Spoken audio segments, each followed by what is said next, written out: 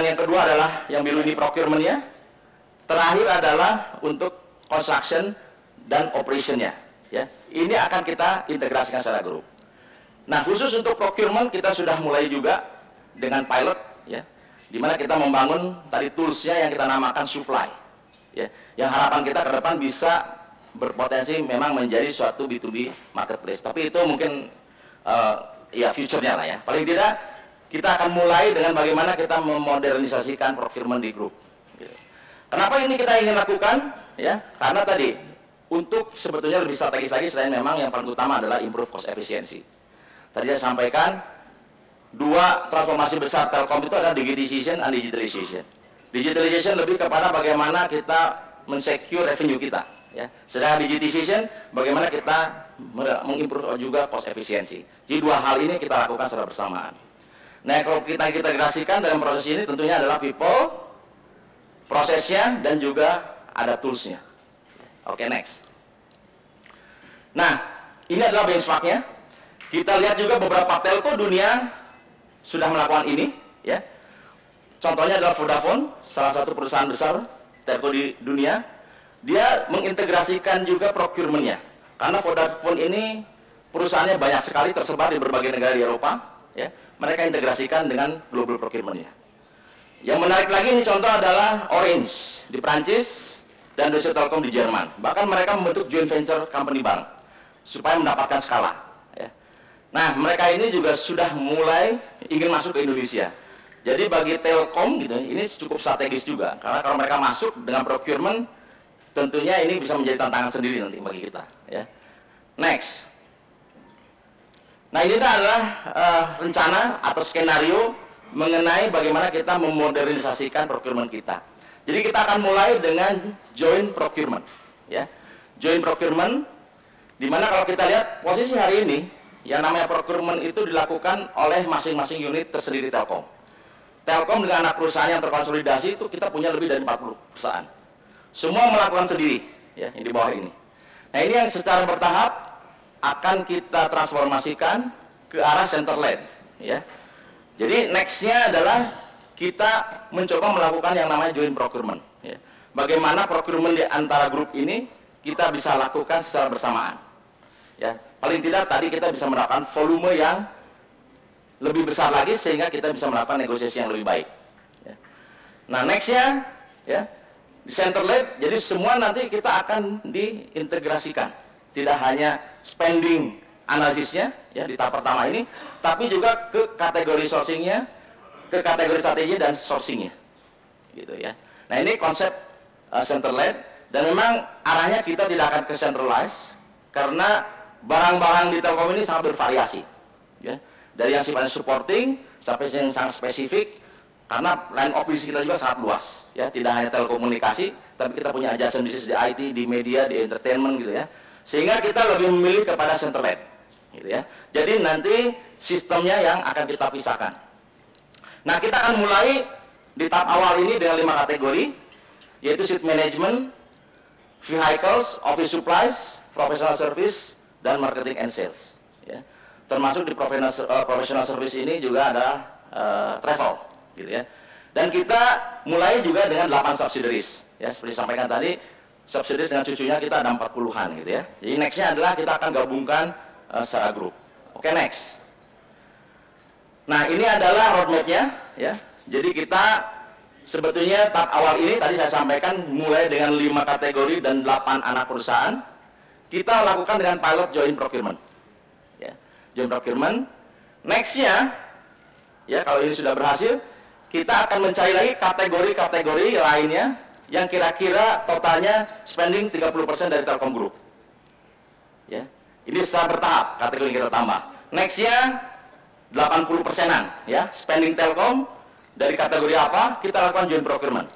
Baru disinilah kita akan perluas, ya. Dari tahap 3 ini dalam 80% kita sudah lakukan dengan konsep center led ini, di mana kita ada satu unit khusus yang tadi saya sampaikan mulai bulan ini sudah dibentuk di bawah CEO, ya, kita namakan Shared Service Operation ini atau SSO. Nah, ini tahapannya, gitu ya, tahapannya. Nah, next. Nah, ini mungkin saja terakhir. Jadi ini ini sebetulnya pilotnya sudah kita coba lakukan, kebetulan juga dibantu dengan ADW gitu ya. Kita membentuk joint procurement untuk salah satu kategori, ya, salah satu kategori, yaitu di office supply. Sekaligus kita mengembangkan toolsnya, ya.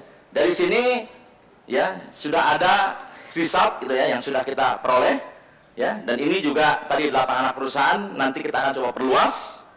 Itu karena sekarang ini baru coba satu pilot dulu di satu anak perusahaan. Nextnya kita harapkan kategori-kategori yang lain bisa juga mengikuti hal yang sama dalam satu tools yang sudah kita buat. Seperti itu kurang lebih. Ya. Oke, mungkin secara gambaran itu yang bisa saya sampaikan di pembukaan ini. Jadi joint procurement ini hari ini sudah kita lakukan secara pilot dan kita dalam proses bagaimana itu kita lakukan ke anak-anak perusahaan termasuk juga penambahan dari kategorinya. Baik, terima kasih. Wabillahi taufiq wal hidayah. Assalamualaikum warahmatullahi wabarakatuh. Waalaikumsalam. Terima kasih Pak Jody. Jadi benar Bapak Ibu sekalian bagaimana dalam hal ini procurement mencoba menangkap challenge yang diberikan oleh organisasi yang diturunkan dalam bentuk strategi. Tadi ada digitalization dan new way of work ya Pak ya. Dan itu sebenarnya merupakan challenge yang cukup besar sehingga dari dalam hal ini Telkom perlu memikirkan kira-kira bagaimana caranya dengan menyusun sebuah roadmap yang komprehensif ya, di mana setiap tahapan itu jelas KPI-nya itu Pak ya. Nah ya, sehingga everybody dalam organisasi tahu kemana kita akan menuju dan bagaimana cara kita menuju, begitu ya. Mungkin nanti terkait dengan bagaimana kita mengeksekusinya pasti akan banyak challenge Pak ya. Mungkin nanti kita akan bahas di sesi diskusi. Oke, terima kasih Pak Jody. Kemudian yang kedua, panelis kita kedua yaitu dari Pak M. Jamil dari Semen Batu Raja, di mana mungkin sebagai pengantar sedikit bahwa saat ini memang pembangunan infrastruktur masih menjadi fokus di Republik ini, gitu ya. Sehingga berdampak pada persaingan yang terjadi di industri semen. Itu lagi seru-serunya pasti Pak ya. Nah, untuk itu setahu kami Bapak terutama Pak Jamil, bahwa manajemen SMBR telah mencanangkan inisiatif 3 gajah. Masih Pak ya? Masih. Nah, 3 gajah ini menarik karena bicara Sumatera Selatan pasti nggak lepas dari gajah Pak ya. Terus ada 3 gitu lagi. 3 itu apa? 3 itu adalah Cost Leadership Initiative, Market Expansion Initiative, dan Business Process Streamlining. Kalau cuma dari judulnya, saya rasa wah ini kalau nggak pakai pengadaan yang oke, strategi ini nggak akan terwujud, gitu ya. Nah sehingga nanti mungkin dari Pak Jamil hal-hal yang mungkin perlu disampaikan adalah bagaimana peran pengadaan serta upaya transformasi yang telah dilakukan dalam rangka mendukung strategi tersebut. Nah, kemudian yang kedua, mumpung Pak Jamil ada di dua institusi yang menerapkan e-procurement, PTBA dan SMBR, mungkin juga perlu di-share Pak Jamil kira-kira terkait dengan pola kepemimpinan atau kembali kalau orang Indonesia biasanya itu jalan kalau ada dukungan dari pimpinan berjalan.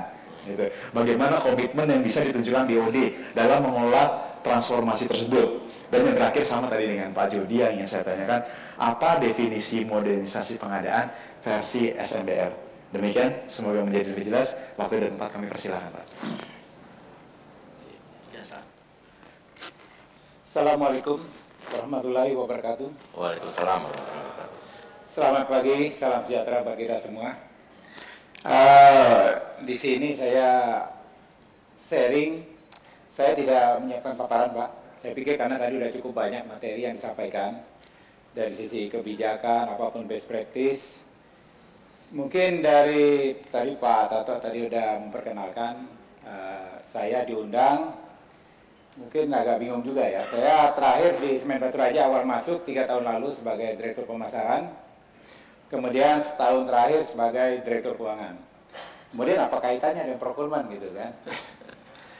Nah ini kalau diundang oleh Pak Sony atau Adiwi ini pertama karena dulu saya 26 tahun sejak kerja dari awal itu di Bukit Asam. Terakhir saya di Bukit Asam Direktur Niaga membawain procurement juga. Awal saya berkenalan dengan procurement ini pada saat saya diminta sebagai kepala divisi procurement. Waktu itu di Bukit Asam. Nah di situ saya melihat bagaimana pentingnya suatu sistem atau aplikasi procurement ini. Karena saya yang mengalami perubahan-perubahan apa yang terjadi transformasi dari sistem lama kepada sistem yang baru. Dan di situ manfaatnya luar biasa. Karena saya merasakan. Pertama, saya tadinya sebagai kepala divisi di keuangan. Ya, kita udah bekerja karena memang background saya akuntan. Saya lebih banyak di finance. Kemudian direksi meminta sebagai divisi procurement. Wah, ini sesuatu yang baru buat saya gitu ya, saya terlibat. Kemudian pada saat saya masuk, dulu ya partner saya, kepala divisi procurement, saya lihat tiap hari pulangnya itu nggak pernah di bawah jam 11 malam. Ngapain aja gitu kan. Selalu pulangnya paling lambat, jam 12.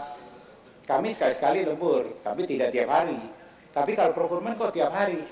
Buat saya kalau masuk procurement jangan-jangan seperti itu gitu kan. Itu sekitar tahun mungkin 2008, 2009. Nah, saat itulah saat saya masuk beberapa bulan saya coba benar saya lihat. Karena sistem waktu itu kita masih menggunakan katakanlah masih manual yang ada di Bukit Asam pada saat itu. Jadi semua proses dari awal itu manual. Jadi memang udah ada SOP segala macam. Kalau saya tanda tangan dokumen, kemudian saya pergi rapat 1 jam, kemudian datang lagi udah segini lagi di atas meja. Setiap hari begitu.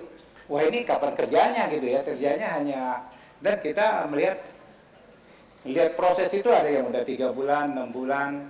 Ini tergantung staf kapan dia naikin ke saya. Nah, ini nggak benar kalau bekerja seperti ini. Dan itu beberapa sebulan saya laluin, ya udah akhirnya saya putuskan kita harus rubah. Kami harus merubah sistem karena nggak mungkin seperti ini. Akhirnya kita melakukan tender dan kebetulan ketemu dengan ADW sebagai pemenang.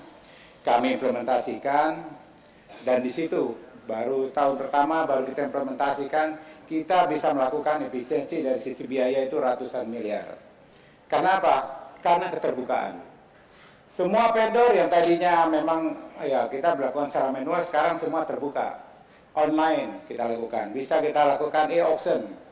Kami lakukan tahun pertama hampir 700 miliar. Kita bisa melakukan efisiensi biaya. Tahun kedua masih bisa lebih besar lagi. Nah, di sini kami melihat bahwa peran dari satu procurement apalagi di zaman modern sekarang sangat penting. Dan itu yang mengawali saya terlibat di dalam bidang procurement ini, dalam bidang procurement, dan saya melihat bahwa peran teknologi itu sangat penting. Kami setia itu terus mengembangkan bagaimana aplikasi yang ada, terus bekerja sama dengan ADW. Kemudian alhamdulillah, kemudian saya dipromosikan sebagai Direktur Niaga, tetap membawa procurement juga. Sehingga pekerjaan yang tadinya begitu sepertinya menakutkan, karena kita tahu ya, masalah legal paling banyak ada di pengadaan. Kemudian kalau setiap rapat manajemen ada masalah, kami hitamnya apa? Pasti pengadaan. Kenapa itu terlambat? Wah, masih proses pengadaan. Selalu seperti itu. Nah, kemudian dengan adanya aplikasi seperti ini, kita tidak bisa lagi disalahkan. Begitu kita cek, kenapa lambat, bisa kita lihat di mana terlambatnya satu proses pengadaan barang atau jasa. Kita bisa cek apakah keterlambatan ada di user, apakah di staf procurement atau di tempat lain. Nah, ini bisa semua terlihat, transparan, dan seluruh unit kerja bisa memantau proses mereka yang mereka ajukan itu sampai di mana. Nah, ini saya melihat bahwa peran daripada suatu teknologi informasi di dalam procurement ini sangat penting, dan pengembangan saya harapkan memang terus dilakukan. Kemudian saya gabung dengan Semen Batu Raja. Saya melihat juga kebetulan Semen Batu Raja juga mengaplikasikan sistem yang sama. Jadi sistem yang sama yang diterapkan oleh Bukit Asam, mereka sudah implementasikan juga. Dan saya melihat bahwa apa yang dilakukan oleh Semen Batu Raja ini terus dikembangkan. Artinya banyak hal yang sudah kita kembangkan, tetap menggunakan aplikasi yang dihasilkan oleh ADW. Kemudian kita ada mengintegrasikan sistem ini dengan ERP. Semen Batu Raja menggunakan SAP. Jadi mulai dari sistem budgeting, kita sudah integrasikan dengan aplikasi e-procurement, kemudian ke finance, kita sampai pembayaran, kita udah lakukan. Kemudian juga kami menerapkan mengimplementasikan beberapa aplikasi pendukung, seperti untuk raw material, karena ini memang sangat penting. Jadi kita integrasikan juga di dalam e-procurement, kemudian masalah monitoring kontrak, dan kemudian masalah vendor. Nah, terhadap teknologi yang diterapkan sekarang, mungkin saya dari sisi kacamata user sebagai pengguna, ada beberapa tantangan yang akan saya sampaikan yang mungkin bisa ditindaklanjutin ya, baik oleh Telkom ataupun oleh yang menyediakan aplikasi ini. Saya rasakan kekurangan pertama itu adalah dari sisi vendor. Vendor kami memang, saya lihat pertumbuhan vendor itu sangat terbatas. Setiap perusahaan sepertinya mengelola vendor masing-masing. Nah, ini kalau bisa disatukan, diintegrasikan, ini akan lebih baik. Nah, ini bagaimana kita mengintegrasikan vendor. Nah, ini dalam satu sistem aja, sama-sama menggunakan sistem yang sama di beberapa perusahaan, ini mengelola masing-masing. Punya seolah vendor ini, saya bermain di PT ini, saya bermain di PT ini. Kenapa enggak dalam satu provinsi kita gabungkan gitu ya? Ini akan lebih baik. Tentu bagi BUMN kita bisa mendapatkan banyak pilihan dan mungkin juga dampak dari kualitas sama harga. Nah, ini bagi saya ini mungkin nanti bisa bagaimana nanti ini ditindaklanjutin. Dan ini adalah kebutuhan kami. Saya lihat kalau kita serahkan kepada bagian e-procurement untuk mengembangkan atau ditargetkan, you harus tambah, misalnya vendor 10% tumbuh setiap tahun. Nah, itu bukan hal yang mudah. Mencari vendor 10% setiap tahun pertumbuhannya. Padahal kalau kita gabungkan, kita bisa melihat, kemudian bisa menganalisis vendor mana yang terbaik. Kita bisa mengukur mulai dari setiap vendor itu, mulai dari dia proses sampai dia menyelesaikan pekerjaan. Nah, ini yang aplikasi yang kami lagi siapkan juga, lagi bangun. Kita setiap vendor itu kita buat evaluasi kinerjanya. Mulai dia dari ditunjuk, dia dari keaktifan dia dalam proses tender, sampai dia melaksanakan menyelesaikan pekerjaannya. Nah, ini kami bangun juga, kami integrasikan di dalam sistem ini. Kemudian tantangan kedua, ini yang paling kami rasakan permasalahan saat ini, yaitu masalah kontrak. Kontrak ini kita memang proses sekarang baru sampai bagaimana menetapkan pemenang, misalnya aplikasi yang ada. Setelah ditetapkan, masih ada lagi tahapan lain, yaitu adalah membuat kontrak. Kontrak kalau barang mudah, karena kita mungkin kalau barang nggak ada masalah, karena jelas, speknya jelas, unitnya jelas, kemudian kapan dia harganya jelas, kapan dia harus deliver, itu jelas. Kita bisa langsung ke menggunakan SAP, itu udah gampang, nanti kemudian langsung ke finance. Kalau untuk jasa, ini yang sering terjadi. Jasa ini kadang-kadang pekerjaannya mendesak, diterbitkan SPMK, begitu mau nagih nggak bisa. Pekerjaan udah 2 bulan, 3 bulan, nggak bisa ditagih. Dampaknya apa? Bisa aja PPN-nya kadaluarsa. Nah, PPN kadaluarsa artinya jadi apa? Jadi cost. Kita membakar uang. Banyak hal ini sering terjadi masih. Nah, bagaimana kita menstandarkan kontrak supaya ditetapkan pemenang? Kontrak itu mungkin 1 minggu atau 2 hari terbit. Nah, ini yang kadang-kadang mungkin saya nggak tahu. Di Indonesia saya rasa ini yang kalau di Semen Batu Raja masih jadi problem nih. Kontrak itu kadang-kadang bisa 2 bulan, bisa 3 bulan, belum terbit. Pekerjaan selesai pun kontrak kadang-kadang belum selesai. Nah, ini yang kadang-kadang menjadi masalah. Nah, bagaimana kita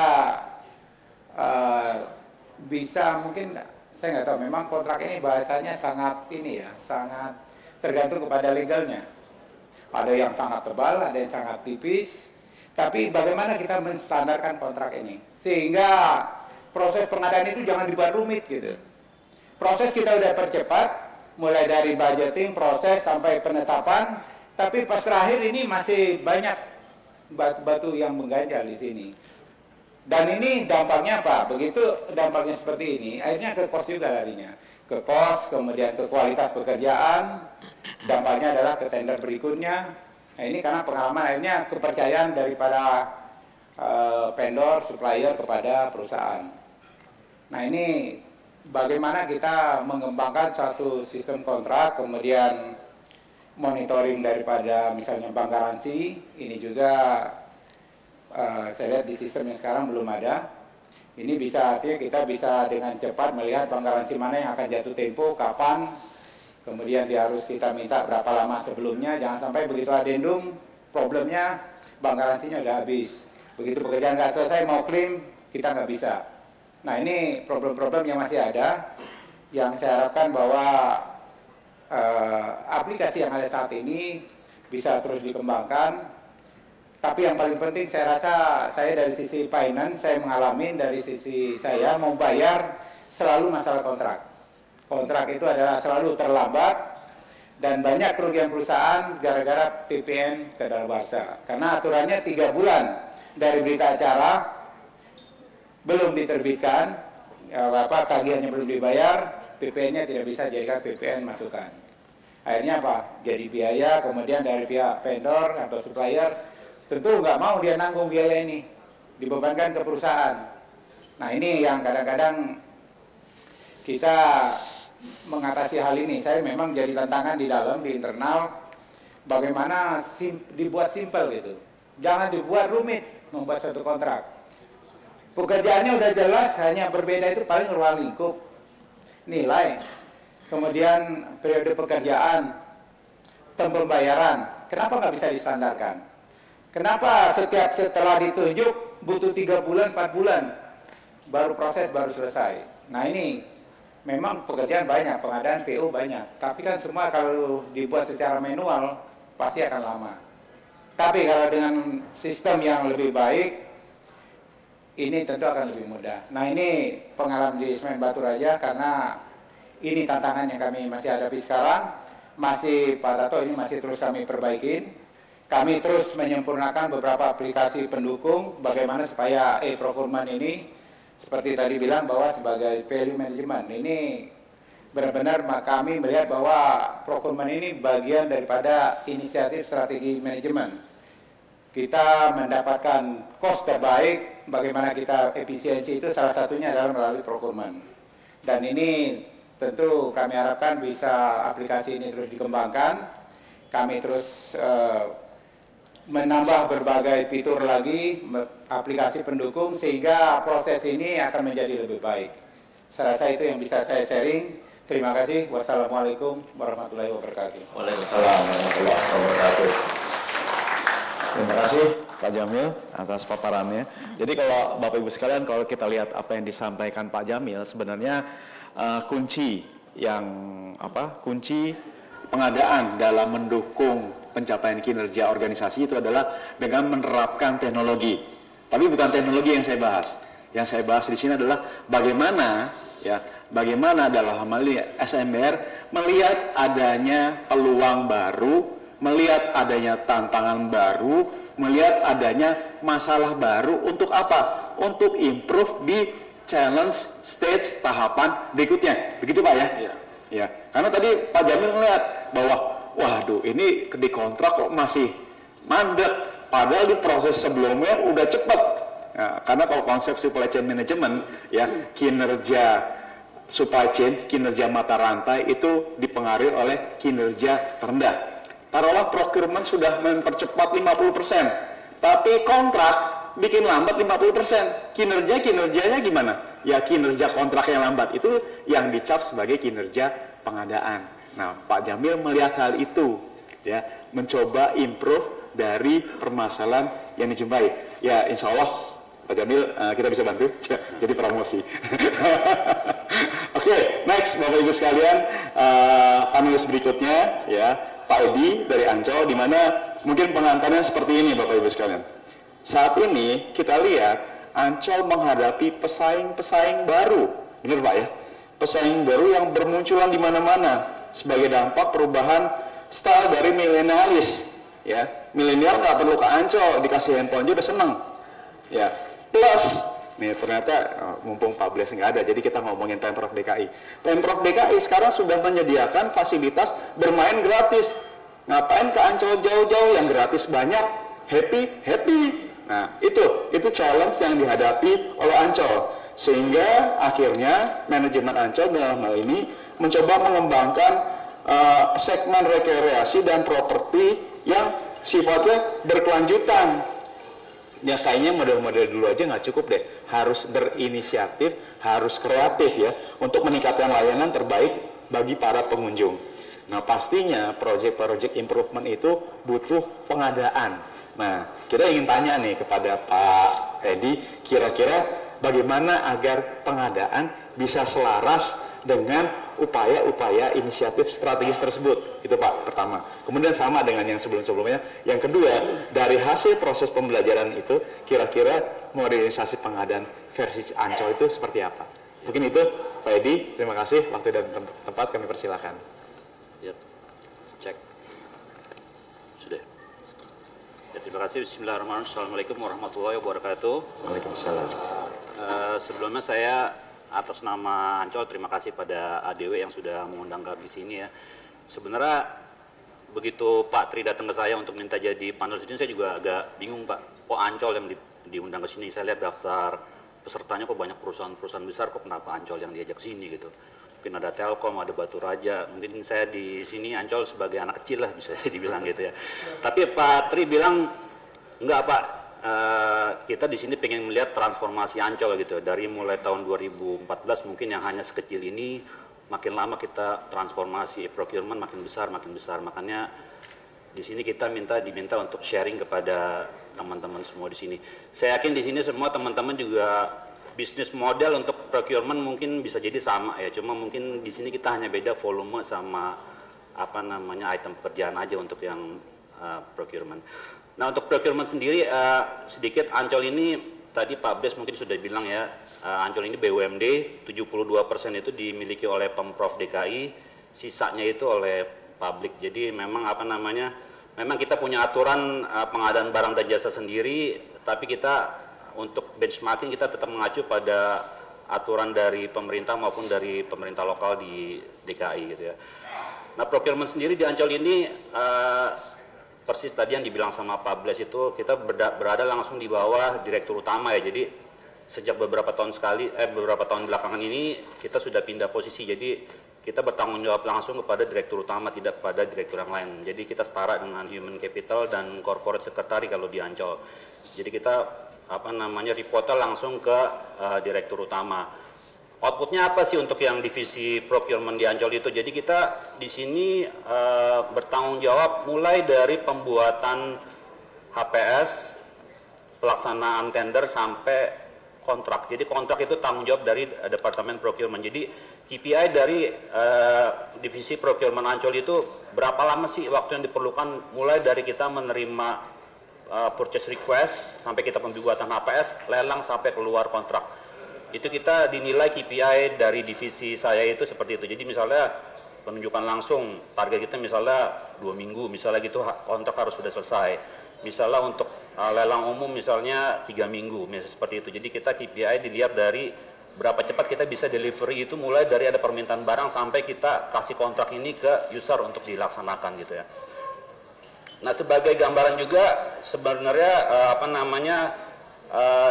tadi Pak moderator juga sudah bilang, Pak Toto, saya sudah hampir 20 tahun di Ancol Pak. Saya sudah hampir 20 tahun sudah pindah-pindah beberapa divisi gitu ya. Terakhir saya di procurement, mungkin belum ada setahun saya di procurement. Sebenarnya apa sih pelajaran yang saya dapat saya dengan keliling ke beberapa divisi itu. Jadi di procurement itu ada yang namanya Customer Satisfaction Index ya. Jadi saya punya KPI itu seberapa satisfaction-nya orang sih dengan pelayanan saya. Jadi customer saya itu tidak hanya vendor-vendor yang bekerja sama dengan Ancol, tapi juga internal juga. Apa ya pelajaran yang saya dapat ketika saya keliling pindah-pindah divisi itu gitu. Jadi saya bisa tahu sebenarnya kebutuhan dari si user itu apa sih gitu ya.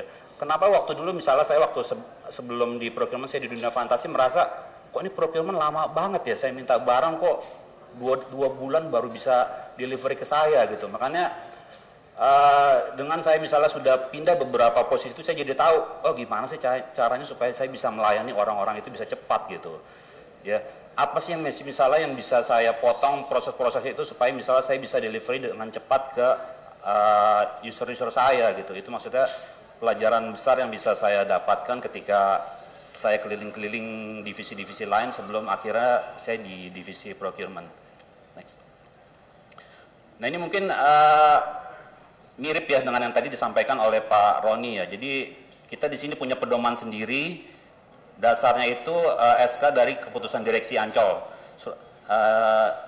Ada 7 prinsip di sini sama juga, mungkin teman-teman juga yang punya prosedur pengadaan barang dan jasa juga sama juga. Yang pertama sudah pasti efisien ya. Efisien yang tadi mungkin sudah dibilangin, tahun terakhir itu kita bisa efisien sekitar 12% dari anggaran diajukan kita bisa efisien dari situ. Itu apa namanya, jadi kalau di Ancol itu proyeknya kalau kemarin itu sekitar lebih dari 2.000 pekerjaan. Dari 2.000 pekerjaan itu di 2019 kemarin itu kita bisa efisiensi sekitar 12% dengan adanya sistem e-procurement ini.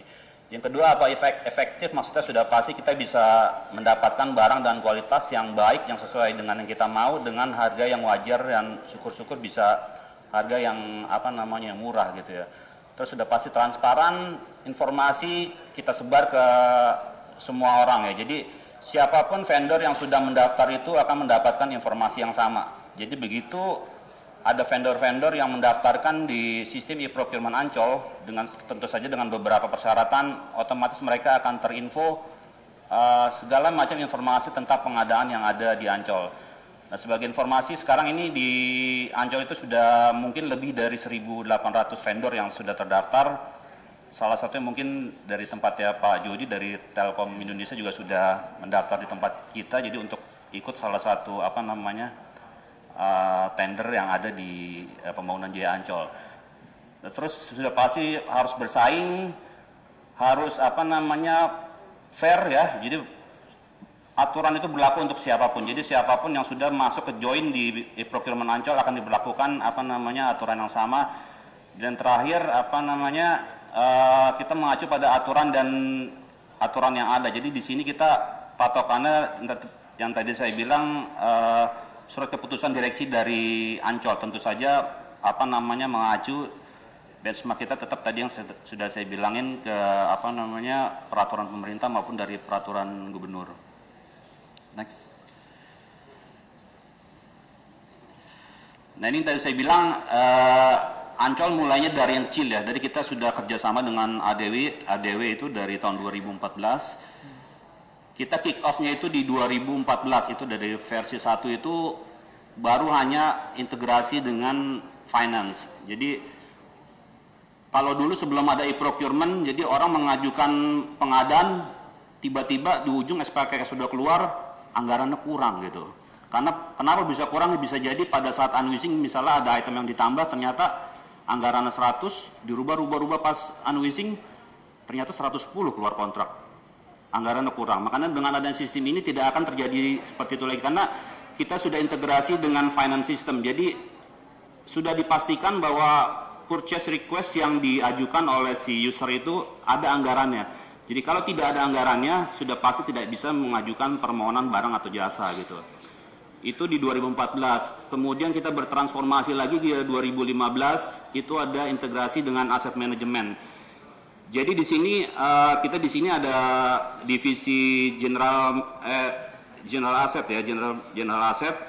Jadi ketika ada suatu permintaan untuk pengadaan aset di Ancol gitu ya, itu sudah ada akun sendiri. Jadi begitu nanti sudah selesai pengadaannya itu sudah otomatis terupdate di sistem aset kita. Jadi misalnya ada pengadaan misalnya wahana, atau misalnya ada pengadaan yang sederhana televisi untuk di Putri Duyung gitu ya. Ketika misalnya ada pengadaan televisi misalnya 100 unit untuk Putri Duyung, begitu selesai procurement sudah otomatis terupdate di sistem aset Ancol. Jadi TV bertambah 100 unit. Begitu nanti ada penerimaan barang dari si vendor ke Ancol. Itu maksudnya integrasi yang pertama kita dengan sistem aset. Nah, kemudian ada procurement planning, ini yang apa namanya relationship antara divisi perencanaan sama usernya, pemilik anggaran, jadi bisa crossing pengecekan untuk pengadaannya. Nah, kemudian di 2016 itu ada vendor performance di sini. Jadi pada saat selesai berita acara itu, si user itu harus langsung memberikan review terhadap vendornya.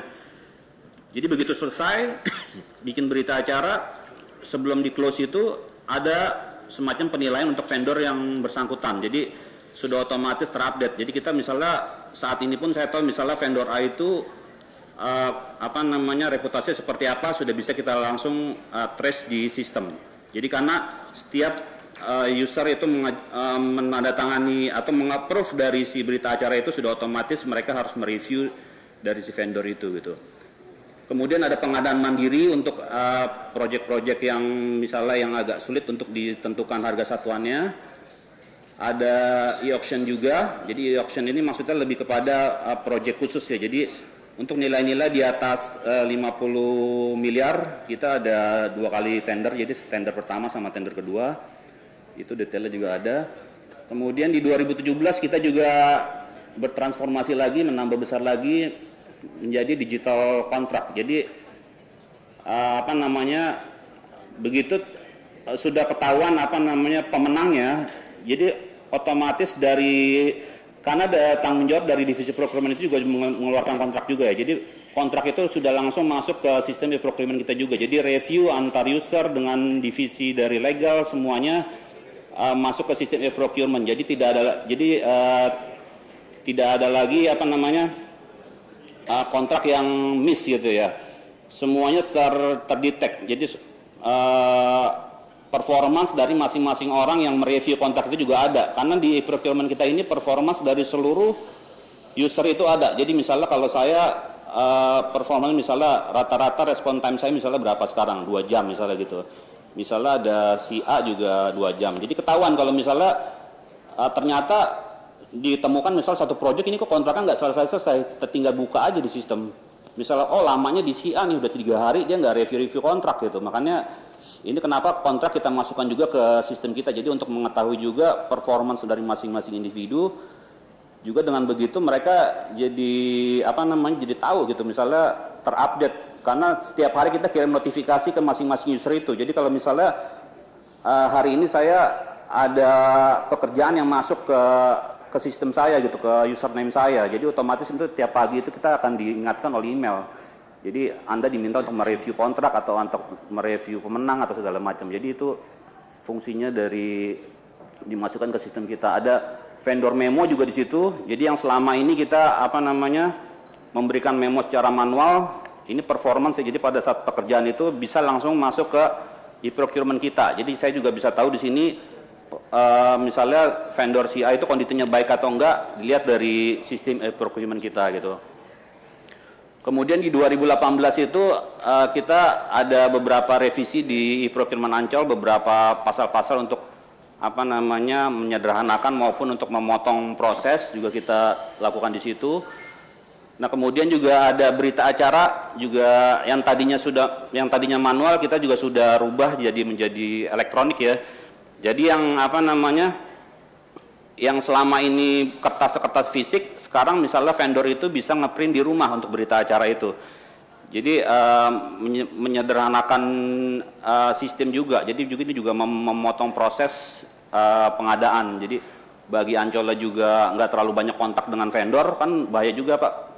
Kita meminimalkan kontak antara tim kami dengan vendor. Makanya itu kenapa kita potong-potong waktunya itu, beberapa proses kita potong. Dari sisi vendornya juga dimudahkan karena tidak perlu berkali-kali datang ke Ancol untuk memproses berita acara gitu.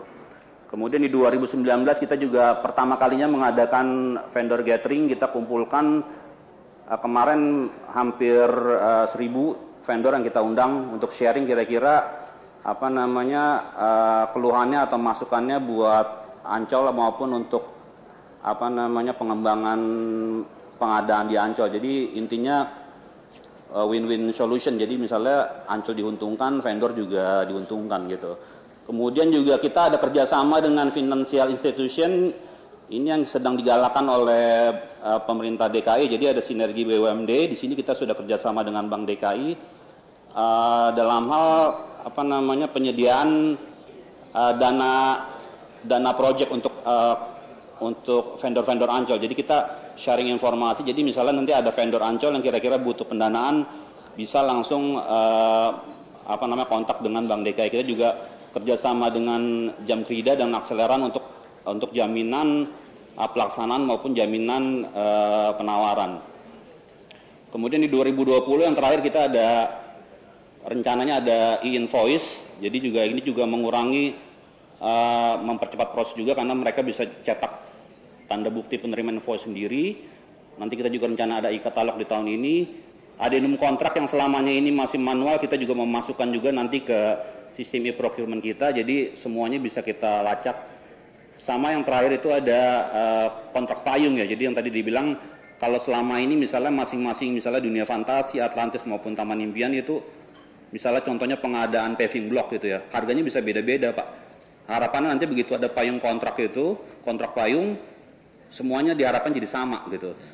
Jadi kita mencoba mendapatkan supplier dengan harga termurah dengan kuantiti yang lebih besar gitu.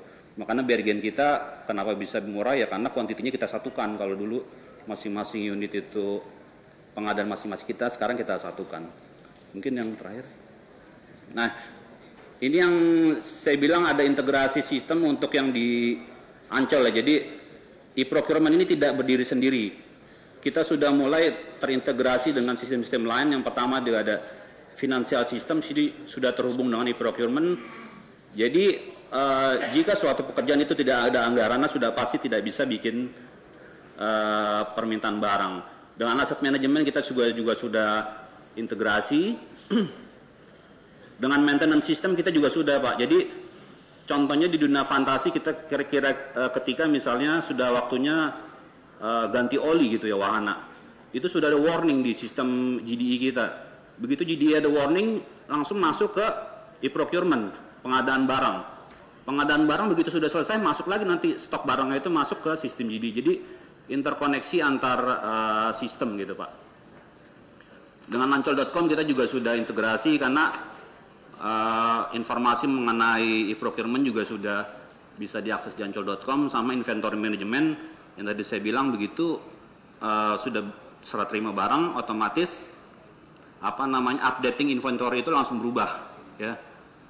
Nah ini yang sedang kita jajaki ke depannya itu integrasi dengan project management untuk yang project, HRIS, data management system dan business intelligence. Nah, jadi harapannya HRIS karena di sini ada performance masing-masing buyer dan QS juga Pak. Jadi begitu harapannya begitu terkonek dengan HRIS, jadi KPI dari masing-masing individu harapannya bisa langsung terupdate di performance masing-masing individu di staff-staff kami Pak.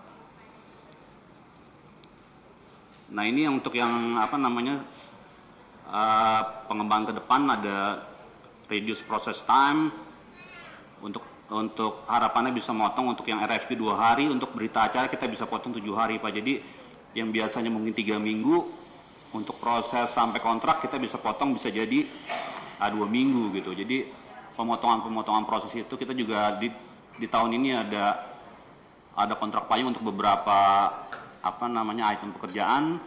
Dokumen juga sudah mulai kita kurangi yang dokumen-dokumen fisik Pak. Jadi semuanya harapannya sudah bisa elektronik, termasuk nanti kita rencana mungkin SPK-nya pun juga biar ngeprint masing-masing lagi. Jadi nggak perlu lagi kita ngeprint SPK tanda tangan basah lagi gitu.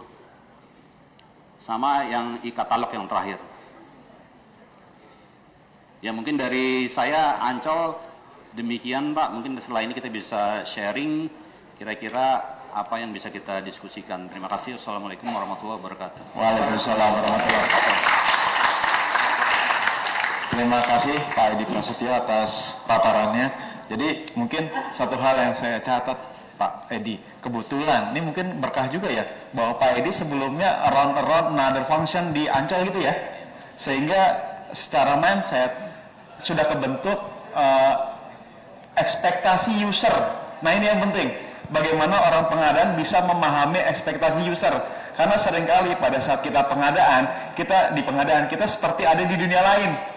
I don't care about what user said, that's it, this is mine rule. Itu kan? Nah ini mungkin salah satu nilai tambah kenapa Pak Edi ditaruh di sana. Itu yang pertama. Kemudian yang kedua, kalau kita tidak tadi lihat roadmap Ancol Bapak Ibu sekalian, dari 2014 setiap tahun ada sesuatu yang baru yang dihasilkan, dan banyak-banyak apa sedikit-sedikit. Nah, kita lihat disiplin of execution dari Ancol dalam melakukan improvementnya nggak terlalu bombastis, tapi ajak, bahasa Jawa ajak itu apa? Konsisten diterapkan dari tahun ke tahun. Dan untuk next step-nya Ancol sudah tahu. Nanti tahun 2021 Pak ya tadi ya, yang terakhir kita akan menerapkan ini. Nah, itu mungkin salah satu pembelajaran bagi kita untuk case Ancol. Demikian mungkin Bapak Ibu sekalian paparan dari masing-masing panelis. Nah, berikutnya adalah kita akan buka sesi tanya jawab. Mungkin untuk kesempatan pertama, round pertama, kita akan buka 3 pertanyaan terlebih dahulu, ya, 3 pertanyaan. Jadi rule of the game-nya, setiap penanya menyebutkan nama dan institusi asal. Selanjutnya baru pertanyaan diajukan ke siapa, apakah ke Pak Jody, Pak Jamil, ataupun ke Pak Edi. Silakan Bapak Ibu sekalian, tunjuk tangan jika ada yang ingin bertanya. Oke, sebelah kanan 1. Kemudian ada lagi yang lain di tengah, oh Mas Haris. Kemudian yang ketiga, ada lagi pertanyaan ketiga. Oke, 2 dulu ya. Kita freeze dulu untuk 2 pertanyaan. Silakan. Sebutkan nama, organisasi. Silakan Pak. Assalamualaikum warahmatullahi wabarakatuh. Waalaikumsalam. Nama saya Amir Pak. Saya dari PT Telit, satu grup dengan Pak Jody, Bapak saya. Pertanyaannya mungkin lebih ke kontrak tadi seperti yang disampaikan oleh Pak Jamil dan dari Pak Ancol ya, Pak Edi ya. Jadi tadi saya lihat ada digital kontrak gitu ya. Menurut saya sih procurement proses itu sebenarnya sesuatu hal yang sudah dilakukan, tapi at the end nanti mentok di kontrak. Itu udah terjadi di mana-mana mungkin ya. Saya juga dulu backgroundnya user, saya orang teknis.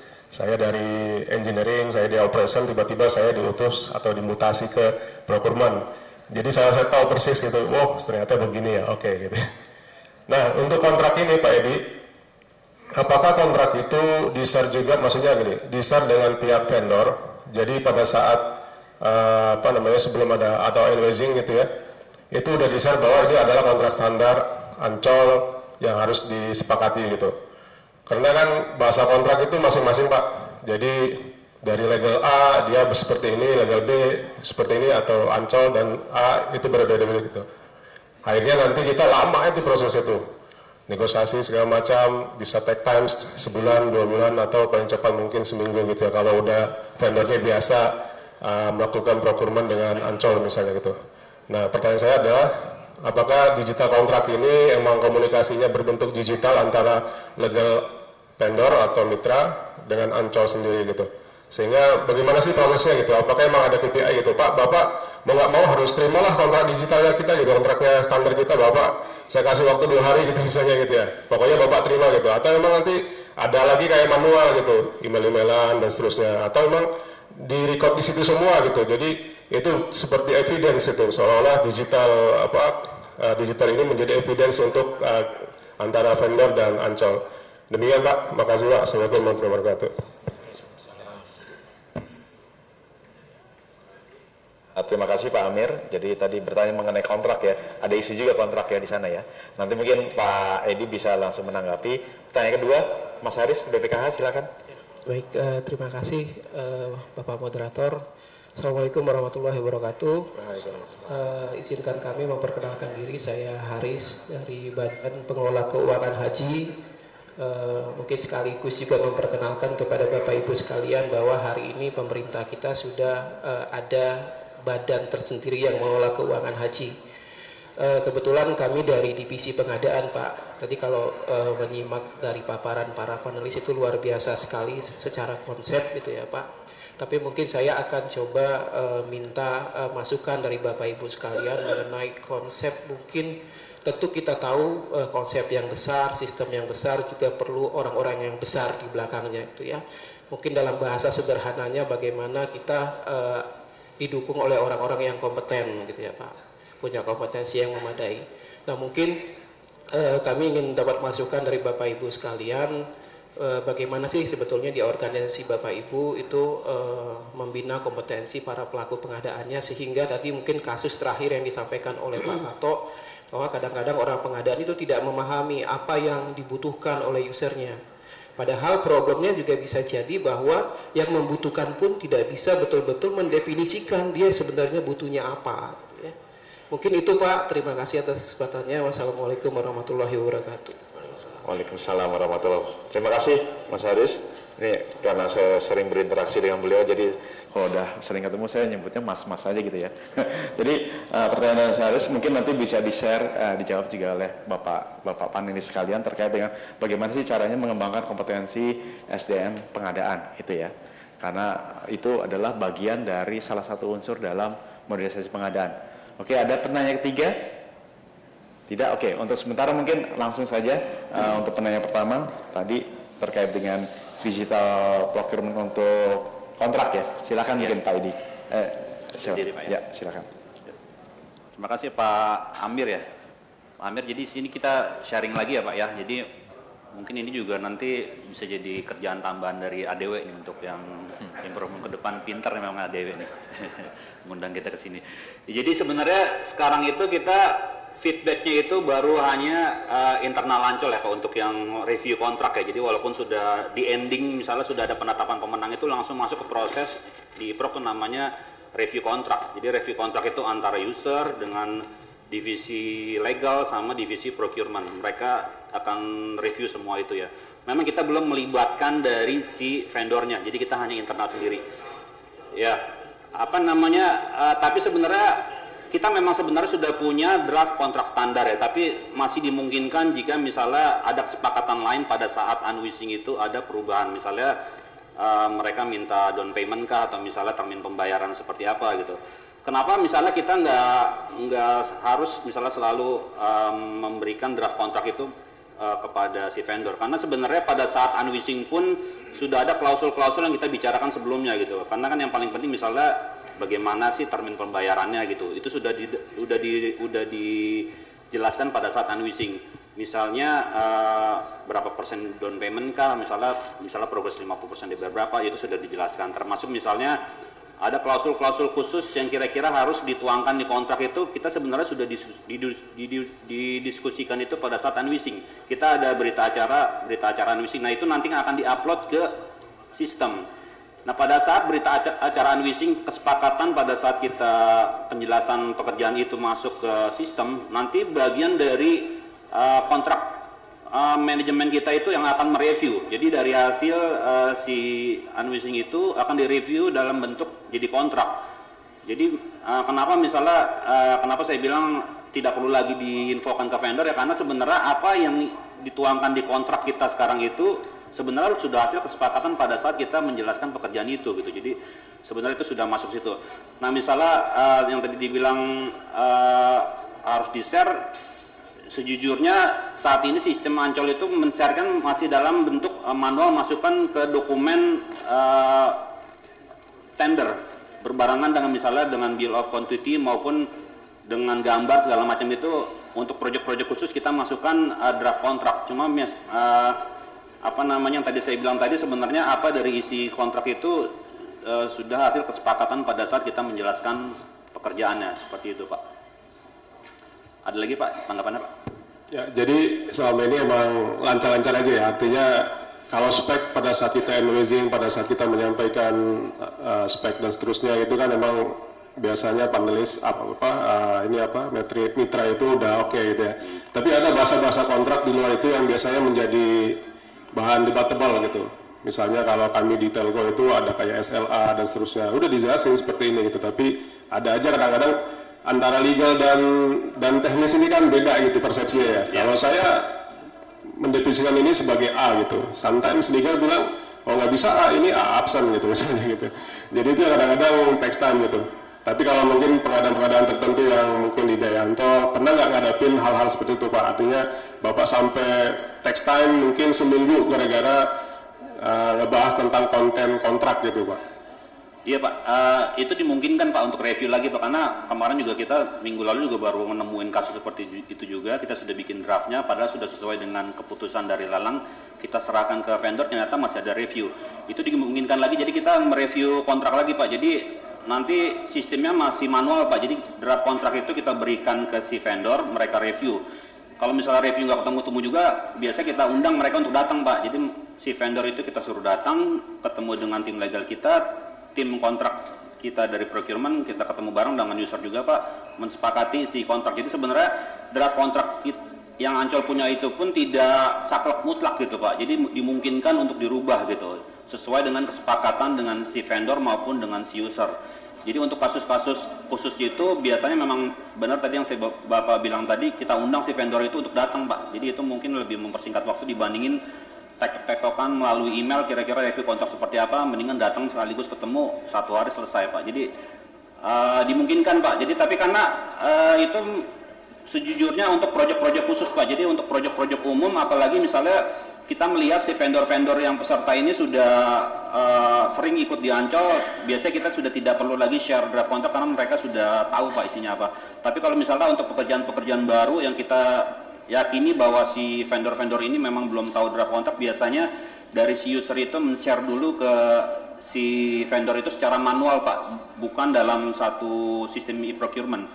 Jadi mereka meng-email ke mereka membutuhkan review, kalau misalnya nggak ada review bisa kita lanjutkan, tapi kalau misalnya memang mereka ada tanggapan, ya kita ketemu biasanya Pak untuk mensepakati isi dari isi kontrak itu Pak. Ya, baik Pak, berarti challenge-nya masih ada nih. Pak Deris apa, dari ADW bisa mensolusikannya. Oke, terima kasih Pak Freddy atas tanggapannya. Jadi singkat saja Pak, saya konsultan jadi tergelitik. Bedakan antara strategis dan operasional, that's it, itu aja. Bagaimana lanjutannya, ada rate-nya Pak. Oke, bercanda. Oke, next, berikutnya mungkin kesempatan pertama Pak Jamil Dunga ya, terkait dengan bagaimana upaya-upaya yang dilakukan oleh dalam hal ini entah PTBA kemarin atau SMBR dalam berupaya mengembangkan kompetensi SDM pengadaan itu ya, karena ya bicara modernisasi kita nggak bicara teknologi, kita bicara semua unsur dalam organisasi. Mungkin Bapak bisa share Pak pengalaman Bapak, silakan. Baik, terima kasih. Kalau bagaimana upaya kita meningkatkan kompetensi SDM pengadaan Pak ya, memang kita, kalau pengalaman saya, kita memang memilih orang ini kan lebih ke perilaku yang pertama.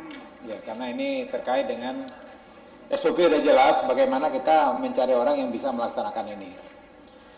Kemudian pemantauan atau melihat keberhasilan mereka itu adalah kita udah meng-create KPI daripada setiap tahapan itu. Nah, ini yang paling penting, bahwa semua proses itu kan ada KPI-nya. Jadi dari sana kita bisa melihat kekurangan dari staf kita itu di mana, di sisi mananya. Dalam setiap proses kita bisa tahu mereka plus minusnya ada di mana, sehingga di sini yang kita bisa mengembangkan mereka dengan melihat kekurangan atau dari pencapaian KPI tersebut. Itu yang bisa saya share. Baik, makasih Pak. Terima kasih Pak Jamil. Jadi bahwa pertama bicara pengadaan itu memang namanya apa ya, integritas itu menjadi sesuatu yang wajib hukumnya ya. Itu Bapak lihat dari situ. Kemudian bagaimana upaya pengembangan orang tersebut itu adalah dengan mencoba melihat, ini bagus bicara mengenai performance management ya. Kan tadi Bapak bilang KPI ya. Berarti ada indikator pengukuran atas kinerja yang dicapai. Pada saat ada gap antara target dan realisasi, berarti harus ada sesuatu yang dilakukan. Ya. Itulah dasar dalam upaya mengembangkan kompetensi SDM, gitu Pak ya. Oke, mungkin di sisi Pak Jody ada persepsi lainnya Pak, monggo silakan. Baik, jadi saya pikir sih ini rumus umum ya. Kalau kita ingin melakukan transformasi, tadi selalu people, proses, teknologi itu berperan. Betul ya, people menjadi satu hal yang penting. Dan ini tidak hanya di pengadaan sih pengalaman kita ya. Kita pun sekarang lagi ingin bertransformasi ke arah perusahaan digital. Sama tuh, kita pun butuh digital talent. Gimana sih dapetinnya? Beda banget ini. Ya. Tadi disampaikan juga, kita mau bicara modernisasi pengadaan, talent yang kita butuhkan juga beda. Jadi sama menurut saya sih konsepnya seperti kita juga mau masuk ke bisnis baru. ya, itu tahapannya adalah satu, bisa nggak kita build? Ya, build itu artinya bisa nggak SDM kita improve? Nah, kedua opsinya adalah kita borrow. Jadi kalau bisnis itu borrow, ya kita kerjasama, partnership atau joint venture. Sebagian yang kita nggak milikin, kita tambahkan dari partner kita. Sama menurut saya jadi SDM. Dan ini memang satu hal yang kita pernah lakukan bersama, di mana kita hire consultant implementation. Ya, orang kita terjun bareng-bareng. Tadi bicara kita spending analysis. Di awal juga kita nggak terlalu paham kan, bagaimana sih melakukan spending analysis. Orang procurement di kita boleh dikatakan sehari kerja, pinginnya ngebandingin harga tuh per barang kan. Coba bayangin aja office supply aja di Telkom Group ada 17.000 item kali. Apa kita mau bandingkan barang satu-satu kan gitu? Kan enggak gitu ya. Jadi begitu kita berbicara mengenai efisiensi, ya mungkin kita bicara yang penting tahun depan kita coba dulu turun sekian persen misalkan. Nah, cara-cara seperti itu kita bisa borrow ya. Strategic sourcing juga sama ya, bagaimana kita menemukan sourcing yang murah gitu ya. Bukan berarti mungkin jaminan ya, distributor pasti paling murah, apalagi kita bicara Telkom seluruh Indonesia ya. Jarak menjadi penting ya, transportation menjadi penting. Nah, kita bisa melakukannya dengan borrow tadi, yaitu kalau kita misalkan kerjasama dengan konsultan ya Pak Tato ini misalkan. Yang ketiga, kalau enggak juga ya kita bisa build. Jadi kalau bisa buy di sini ya udah kita hire aja yang pro hire gitu ya, kita hire. Nah, jadi kombinasi ini menurut saya adalah cara bagaimana kita bisa mendapatkan SDM yang kita inginkan. Jadi menurut saya tinggal situasinya seperti apa, apakah SDM kita memang bisa diimprove atau tidak. Kalau enggak ya tadi kita ada program seperti konsultasi ya kita coba lakukan seperti itu, kalau enggak ya kita hire. Jadi tiga-tiganya ini kebetulan ya kita lakukan juga sih, kebetulan saya di digital gitu ya, tiga-tiganya kita lakukan ya. Kita lakukan, apalagi bicara digital kita kebutuhannya juga sangat banyak, termasuk procurement pun ini ya kita coba lakukan seperti itu. Mungkin itu secara umum. Cuman yang paling penting lagi memang karena ini transformation, program seperti ini ya kembali harus memang dari nomor satu ya, seperti saya sampaikan mulai bulan ini bicara share service operation di Telkom Group itu pun sudah menjadi bagian organisasi di bawah CEO. Karena tadi kita bisa saja hire orang yang capable, tapi kalau nggak dapat dukungan implementasinya tetap sulit gitu ya. Nah, mungkin itu sih dari saya. Terima kasih. Baik, terima kasih Pak Jody. Jadi segala sesuatu yang kita terapkan kembalikan ke tujuan itu. Nah, setelah jelas tujuannya, lalu tentukan bagaimana caranya. Tadi contoh Telkom sudah dikasih 3 opsi, 3 contekan, build, borrow, or buy. Masing-masing ada pro cons yang pasti Pak ya. Tinggal dilihat mana yang paling sesuai dengan pro cons dengan tujuan tersebut. Itu seperti itu ya. Bahwasanya bahwa tahun depan kita harus segera ini. Ya sudah, kalau kayak gitu sekarang bulan Mei kita build. Ya apa cukup setengah tahun untuk membuild. Nah itu ya. Oke. Jadi itu mungkin summary dari apa yang disampaikan oleh Pak Jody. Pak Edi mungkin ada tanggapan juga terkait dengan bagaimana mengembangkan kompetensi SDM di Ancol, khususnya SDM pengadaan. Silakan Pak Edi. Sebenarnya dengan adanya e-procurement teknologi ini sudah banyak dimudahkan ya. Dimudahkan dalam arti misalnya dengan cepat orang bisa langsung belajar. Jadi misalnya kalau di Ancol itu kita dituntut untuk multi talented, jadi semua orang harus siap untuk pindah gitu ya. Jadi bisa jadi di Ancol itu udah biasa 1 tahun itu 3 kali dapat surat mutasi Pak. Jadi saya pun juga siap sewaktu-waktu misalnya besok harus pindah. Jadi semua harus bisa belajar dengan cepat. Nah, belajar dengan cepat apa? Misalnya ya kita dimudahkan dengan teknologi gitu kan. Misalnya dalam hal ini procurement, saya yakin dengan sistem itu kita dengan mudah bisa mengajarkan orang. Tapi yang paling utama tadi sudah pasti penekanan di integrity Pak. Jadi kita juga nggak mungkin juga menunjuk seseorang itu yang tidak ada integritinya untuk masuk ke procurement. Itu ujung tombaknya. Jadi selama misalnya orang integritinya itu ada dan kemauan untuk belajar itu tinggi, saya yakin mereka bisa dengan cepat belajar untuk menjadi tim pengadaan gitu, seperti itu Pak. Baik, terima kasih Pak Edi. Jadi, nah ini sebenarnya kalau tadi Pak Jamil bicara ada sebuah sistem sebenarnya, bagaimana kita improve SDM, terus Pak Jody bicara bagaimana kita sesuaikan dengan tujuan. Ya, kebetulan mungkin Telkom dompetnya tebal Pak ya. Enggak, Dan yang ketiga, kalau di sini dalam konteks Pak Edi menjelaskan bahwa bagaimana Ancol sebenarnya sudah berhasil membangun culture. Culture apa? Culture orang siap untuk pindah. Dengan cara apa? Dengan cara semua orang di Ancol harus jadi pembelajar yang cepat ya, quick learner. Itu. Nah, budaya nggak mungkin simsalabim bisa tercipta ya. Pasti ada peran dari pimpinan juga tentunya ya, untuk merealisasikan hal tersebut. Oke, mungkin itu sesi pertama, Bapak Ibu sekalian, round pertama. Saya buka round kedua. Silakan jika ada yang ingin bertanya. Silakan Bapak, yang pertama, di belakang, kedua, dan ketiga. Oke, kita buka.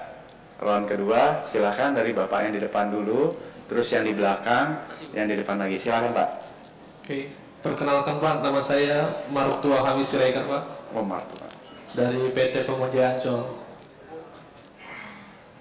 Pertanyaannya buat Pak Jamil sama Pak Jody ya. Kalau Pak Edi nggak usah Pak, ntar di kantor aja gitu ya.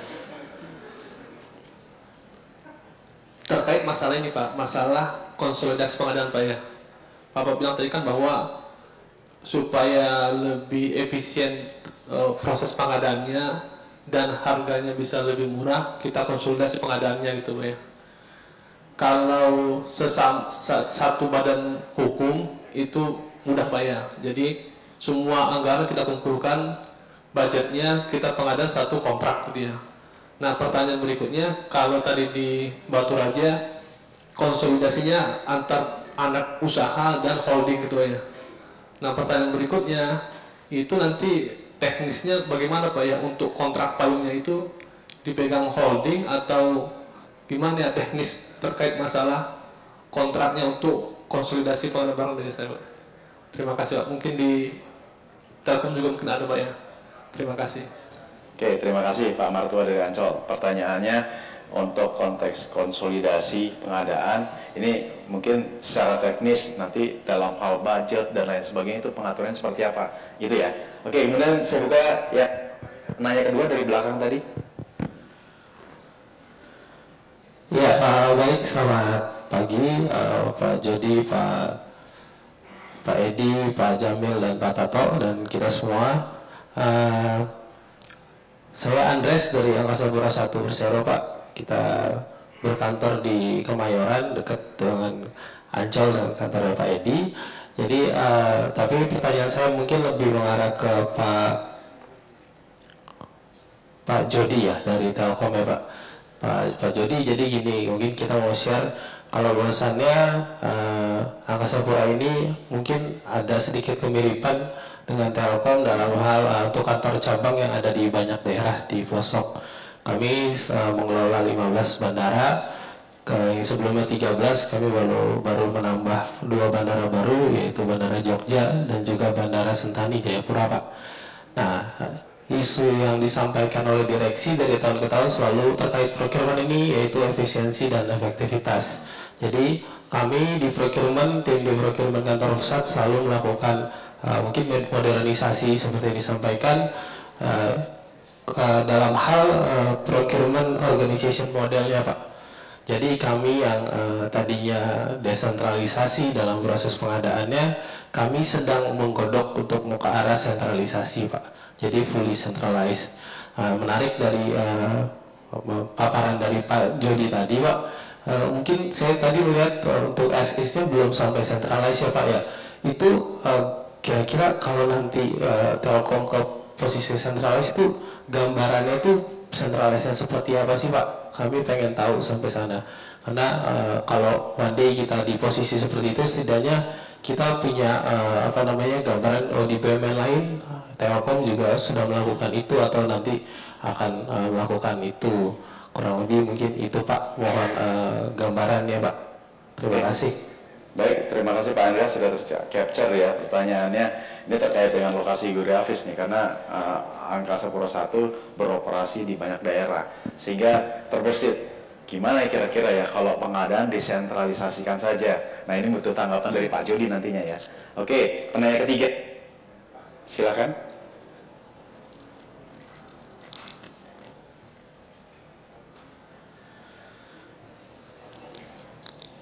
Baik, terima kasih Pak. Saya Yogi dari Bio Farma Bandung. Pertanyaannya saya tujukan ke Pak Jody dari Telkom.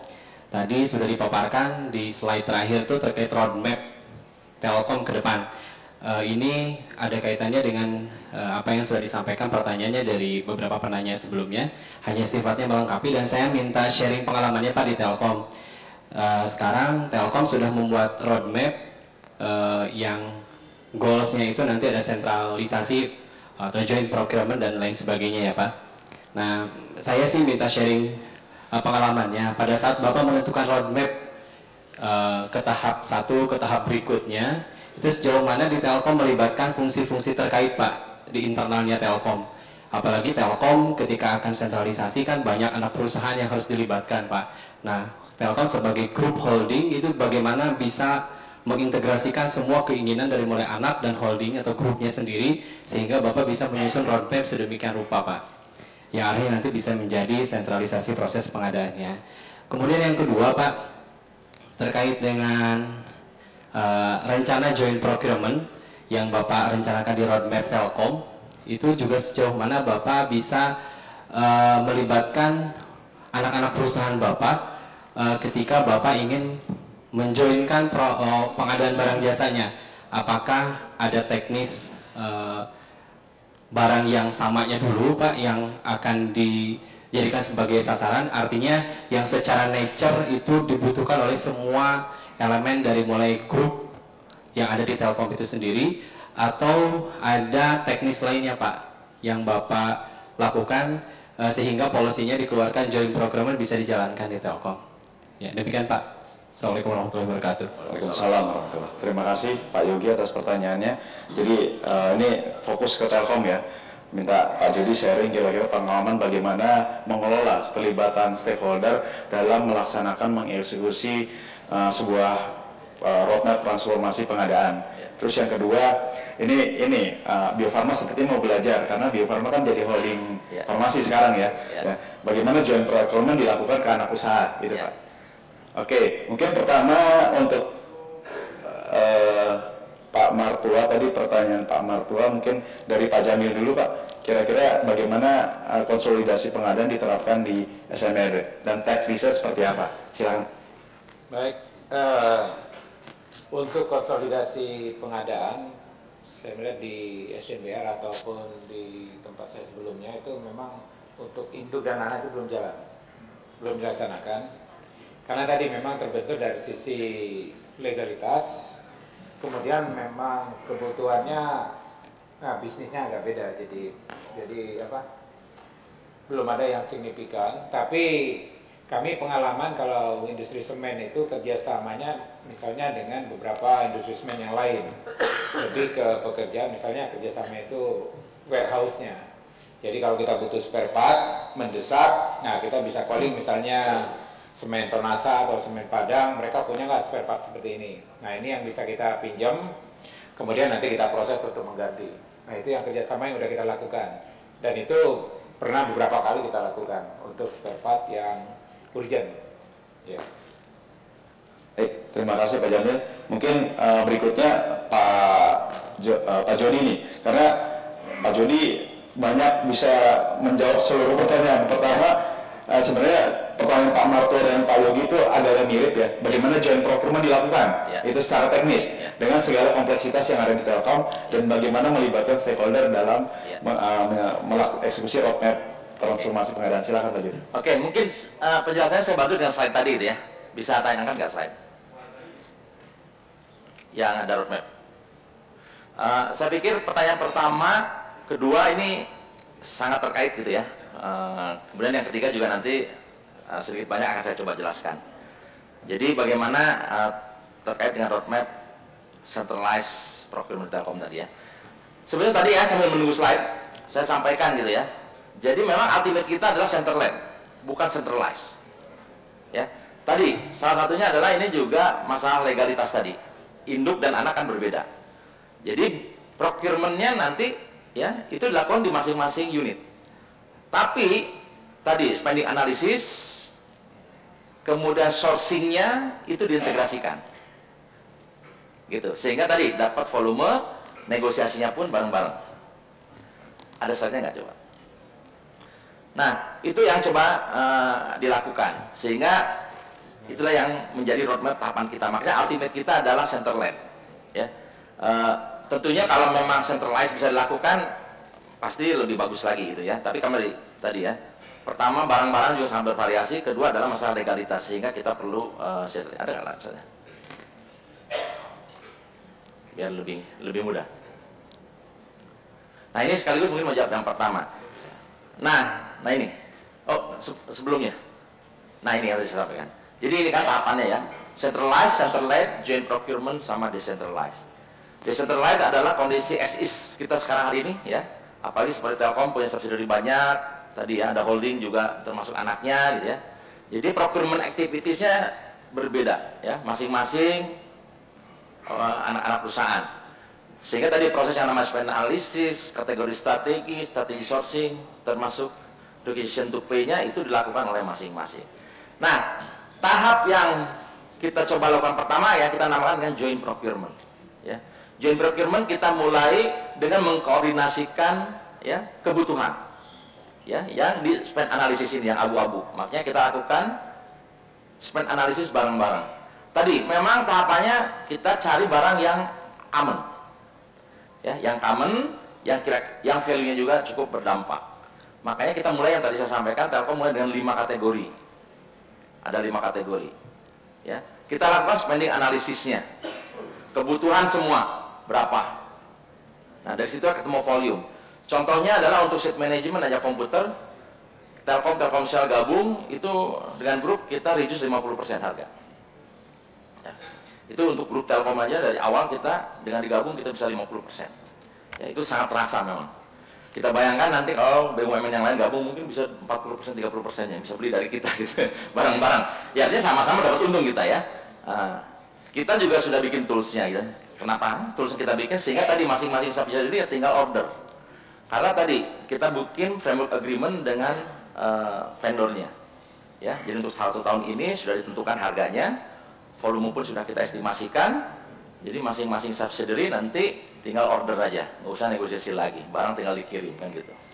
Mohon maaf Pak, kalau kontrak induknya di Bapak, maksudnya di holdingnya atau di grupnya? Nah hari ini makanya kalau kontrak masing-masing, tapi kita pada saat negosiasi bareng-bareng, secara legalitas masing-masing, gitu. Karena tadi masalah legalitas kan berbeda, budgetnya pun di masing-masing saat ini. Jadi kita mulai joint procurement ini tadi dengan hanya spending analysis, gitu ya. Jadi untuk pembuatan kategori kemudian strategi sourcingnya ya SSO ini jadi koordinatornya. Jadi ada satu unit yang memang menjahitnya, yang kita namakan service operation ini menjahit. Kembali aja masing-masing gitu. Nah nanti di central lab ya memang unit ini nanti yang akan menjadi unit pelaksananya ya dari spending analysis sampai kepada sourcingnya.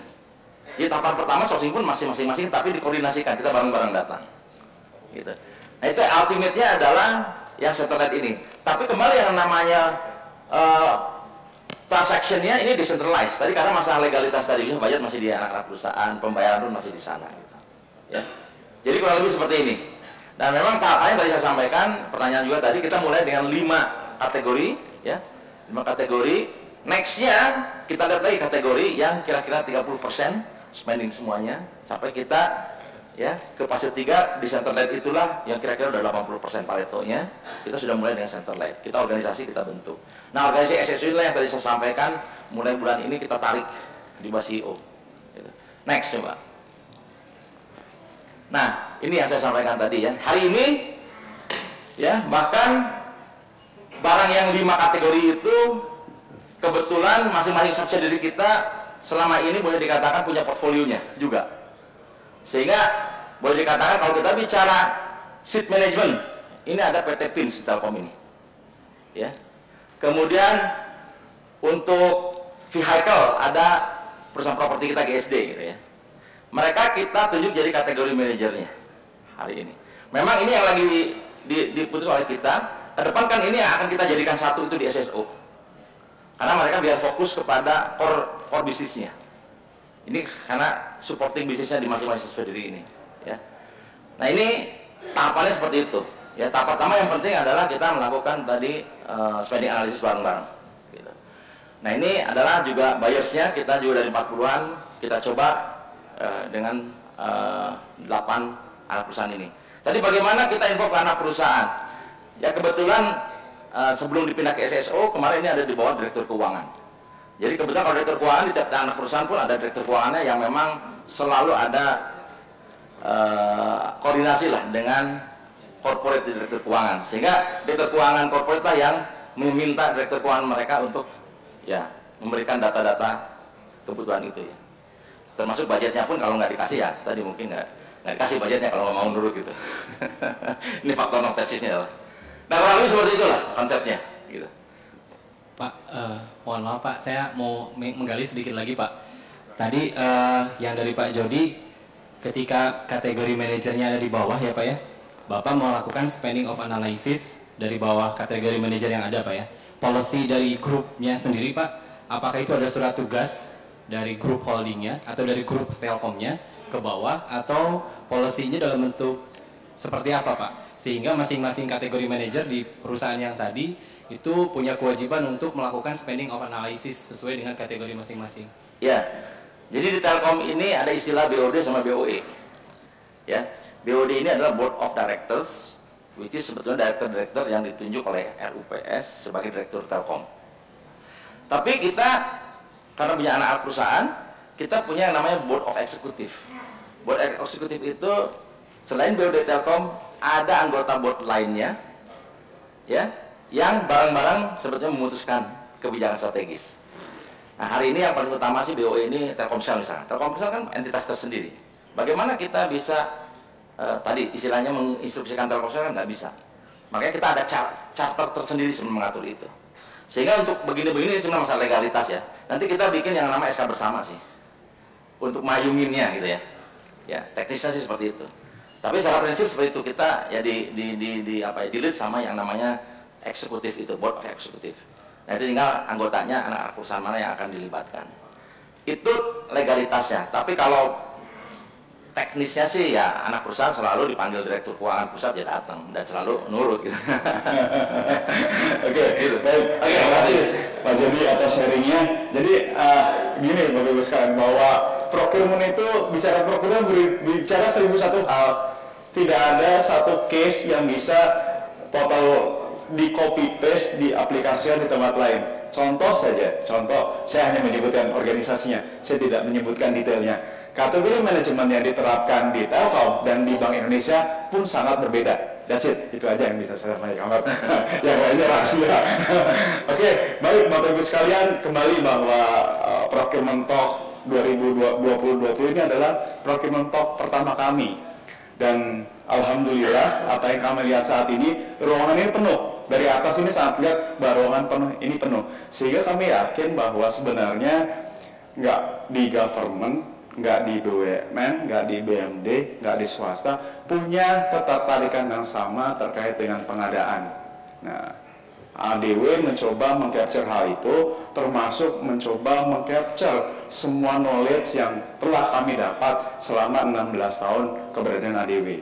Dan dari bapak-bapak ini juga lah kami mendapatkan insight, kami mendapatkan banyak pembelajaran. Dan pembelajaran tersebut kami tuangkan dalam sebuah model, ya, sebuah model. Sebelumnya kami pernah membuat model untuk government, untuk KLPD, Kementerian Lembaga atau Pemerintah Daerah. Sekarang kami sudah mengembangkan sebuah model yang pernah dicobakan di sebuah organisasi besar, ya, tidak saya sebutkan namanya, di mana sebenarnya model ini mencoba mengcapture semua kerangka, semua pemahaman terkait bagaimana kita memodernisasi pengadaan.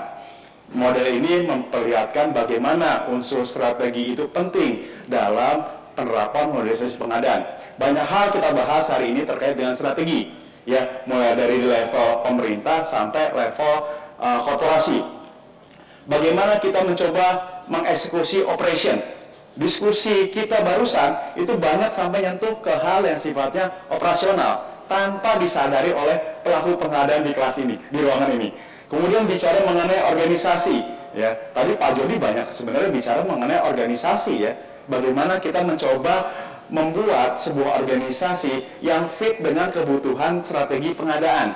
Dan yang terakhir, kembali mau cepat, ya, mau semuanya jelas, aman dari auditor, terapkan teknologi yang sesuai. Nah, bicara teknologi, after this akan ada informasi produk terkait dengan ADW SIF. Jadi kami harap Bapak Ibu jangan kemana-mana. Dan luar biasanya adalah bahwa hari ini kita mendapatkan banyak pembelajaran. Salah tiganya adalah pembelajaran dari Pak Jody, Pak Jamil, dan Pak Edi. Untuk itu saya undang Bapak Ibu sekalian untuk memberikan aplaus yang meriah untuk pada 3 panel kita. Pak Jody, Pak Jamil, Pak Edi, terima kasih banyak atas sharingnya. Semoga bermanfaat buat peserta pastinya, dan ini menjadi amal ibadah bagi kita semua.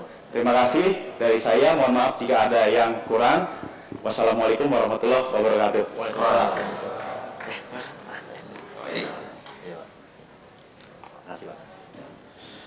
Terima kasih kepada moderator dan juga 3 panelis yang telah memberikan beragam inspirasi pada siang hari ini. Boleh lagi berikan tepuk tangan yang paling meriah. Terima kasih Bapak Jody Hernadi, terima kasih Bapak M. Jamil, terima kasih Bapak Edi Prastio dan Bapak Tato Kurnianto selaku moderator pada sesi diskusi panel siang hari ini. Baik, Bapak Ibu hadirin yang berbahagia, kita akan masuk pada sesi yang terakhir, berbicara soal modernisasi pengadaan. ADW selalu up to date agar setiap produk layanannya terintegrasi dengan digital dan selalu modern. Dan pada siang hari ini, kabar baiknya ADW dan juga Investri akan memperkenalkan dan juga meluncurkan sebuah produk yang akan kita segera ketahui bersama. Produk itu adalah SCF atau Supply Chain Financing yang nanti akan disampaikan langsung oleh kedua orang perwakilan dari ADW dan juga Investri. Untuk perwakilan dari ADW ada Bapak Katri Iskandar selaku IT Creative Leader ADW Consulting. Kemudian dari Investri ada Bapak Adrian Gunadi selaku co-founder dan juga CEO. Untuk itu tanpa berlama-lama lagi, siapkan semangat Anda semua, siapkan hati dan pikiran Anda untuk sedang menyimak pemaparan yang luar biasa. Kita panggilkan dengan tepuk tangan yang paling meriah. Ini dia Bapak Katri dan juga Bapak Adrian Gunadi.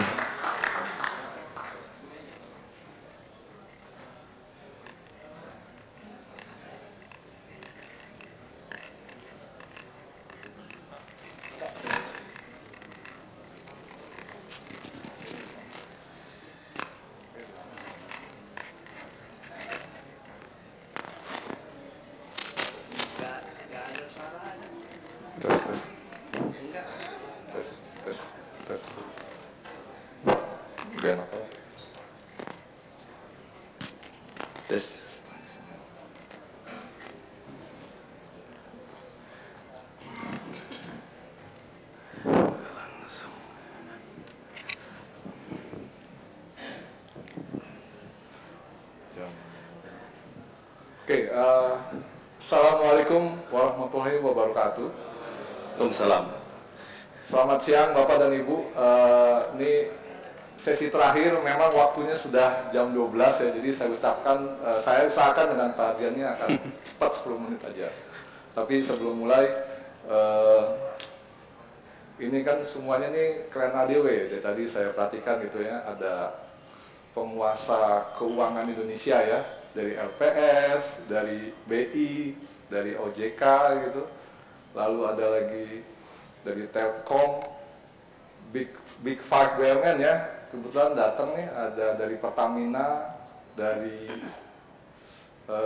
mana nih, Initial Power juga ada, PLN ya. Tadi sekilas saya di belakang ngecek gitu di internet gitu ya, belanja-belanja yang perusahaan yang datang di sini gitu ya.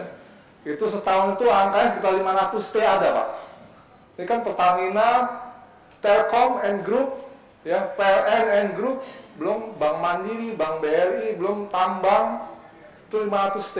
Itu bayangkan kalau pengadaannya itu bisa dikonsolidasi gitu, itu dahsyat sekali gitu ya. Bisa nyaingin e-katalognya LKPP gitu ya. Tadi kan sudah terbukti ya, dengan ada konsolidasi, itu savingnya itu kan lumayan dahsyat gitu ya. Jadi itu kayaknya nextnya Pak Sony kita bisa fasilitasi nih untuk konsolidasi BUMN yang barang-barang gitu ya. Oke, dari tadi kita bicara modernisasi pengadaan, dan yang kita bicarakan di tadi ini bagaimana modernisasi pengadaan ini membuat keuntungan dari sisi buyer. Bapak Ibu kan ini sebagai buyer kan, gitu. Padahal modernisasi pengadaan itu keuntungannya itu sebenarnya tidak hanya harus selalu keuntungannya tidak hanya untuk buyer saja, namun juga bagi vendor juga harusnya dapat dong keuntungannya, begitu ya. Oke, slide-nya. Oke, jadi kami dari ADW, ini servisnya ADW, jadi yang saat ini sudah kami miliki ya. Jadi memang kami ini bergerak di bidang procurement, baik business improvement, toolsnya juga ada, lalu juga ada advisory, dan kami juga punya portal untuk sosial media platformnya. Dari sisi servisnya itu di sebelah kanan itu kalau kita lihat di sisi aplikasi memang aplikasi untuk buyer. Namun di sebelah kirinya dari sisi pengadaan.com kami juga punya tools untuk vendor. Jadi tidak hanya untuk buyer tapi juga untuk vendor. Karena suatu proses pengadaan atau suatu proses ingin memodernisasi pengadaan tidak akan bisa berjalan bila vendornya nggak support. Jadi Bapak Ibu pada saat nanti berpikir modernisasi pengadaan, jangan lupa pikir juga vendornya. Karena vendor yang baik itu akan jadi partner dari Bapak dan Ibu. Next. Ya, saat ini dari sisi vendor, ini saya singkat saja, kita sudah memiliki platform pengadaan.com, yaitu platform kolaboratif yang mempertemukan antara buyer dan vendors. Next. Nah ini saat ini servis yang punya servis yang ada di pengadaan itu yang pertama itu adalah kami punya ada info. Jadi perusahaan Bapak Ibu walaupun tidak pakai IPROC-nya ADW ataupun walaupun belum jadi kliennya ADW, info tender yang ada di website atau di majalah itu otomatis ada di sini Pak. Sudah kita upload ke pengadaan.com. Jadi rata-rata setahun itu 100.000 informasi tender. Lalu yang kedua, vendors yang sudah terdaftar di situ pun sudah ada hampir 16.000 vendors eligible, artinya vendorsnya itu sudah kita verifikasi. Jadi kalau tadi Pak Jamil ada kesulitan nyari vendors, rencananya SMB juga akan ikut ke sini. Dan lalu kami juga sudah ada e-katalog di situ. Jadi e-katalog ini nanti untuk belanja klien-klien ADW yang menggunakan tools e-katalognya ADW ya. Dan terakhir dari sekitar 30 klien kami yang menggunakan IPROC, memang baru saat ini baru 13 yang join. Jadi ini memang pengadaan.com ini untuk keperluan vendor. Jadi untuk agar vendor lebih mudah dalam mengikuti proses transaksi pengadaan secara elektronik. Next. Nah, ini kalau kita bicara milestone-nya pengadaan.com ya, jadi dari tahun 2008 tuh awalnya tender info, lalu 2014 itu baru vendor onboarding service ya. Jadi seperti agen pengadaan, kalau Bapak Ibu cari agen pengadaan, contohnya seperti apa sih? Di realnya, ini dia. Kami melakukan verifikasi vendor yang mendaftar. Kami yang bantu, kami klarifikasi. Gitu ya. Lalu 2018 kita baru launching dari e-katalog, dan terakhir 2020 yang saat ini, acara ini kita gunakan untuk launching produknya ADW, yaitu ADW SCF. Next. Jadi ADW SCF ini adalah suatu service dari ADW, yang bekerjasama dengan Investri yang nanti oleh Pak Adrian akan diperkenalkan untuk membantu vendor dalam beroperasi atau membantu vendor dalam memfinancing invoice-nya. Jadi seperti yang tadi Pak Jamil katakan bahwa proses pengadaannya cepat, namun kontraknya lama. Kontraknya lama, kadang-kadang nagihnya juga cukup lama ya. Apalagi kalau di BUMN-BUMN yang konstruksi ya, seperti BUMN Karya itu tagihannya bisa 8 bulan Pak. Betul ya Pak? Pak dari mana? Dari Bika mana? Jadi dia 8 bulan. Nanti dengan adanya DCF kami akan membantu vendor dalam financing baik PO-nya maupun kontraknya, baik PO-nya maupun invoice. Jadi yang di financing itu bisa berdasarkan invoice financing maupun kontrak, gitu Pak. Oke, next. Nah, ini salah satu kelebihan SCF yang ADW terapkan dibanding dengan bank konvensional. Nanti detailnya dijelaskan oleh Pak Adrian. Intinya, kami akan membantu vendor dalam dia dalam proses financing kerjaan bila vendor tersebut kesulitan dalam modal untuk bekerja. Itu yang dari saya tentang ADW SCF. Selanjutnya dari Pak Adrian dari Investri sebagai pihak partner ADW yang membackup solusi supply chain finance-nya. Silakan Pak Adrian. Terima kasih Pak. Selamat siang, Assalamualaikum warahmatullahi wabarakatuh. Waalaikumsalam. Sebelumnya terima kasih kepada Pak Sony dan segenap jajaran direksi ADW atas kesempatan yang telah diberikan kepada Investri. Sebagai latar belakang, kami adalah pionir fintech lending di Indonesia yang hadir sejak 2015.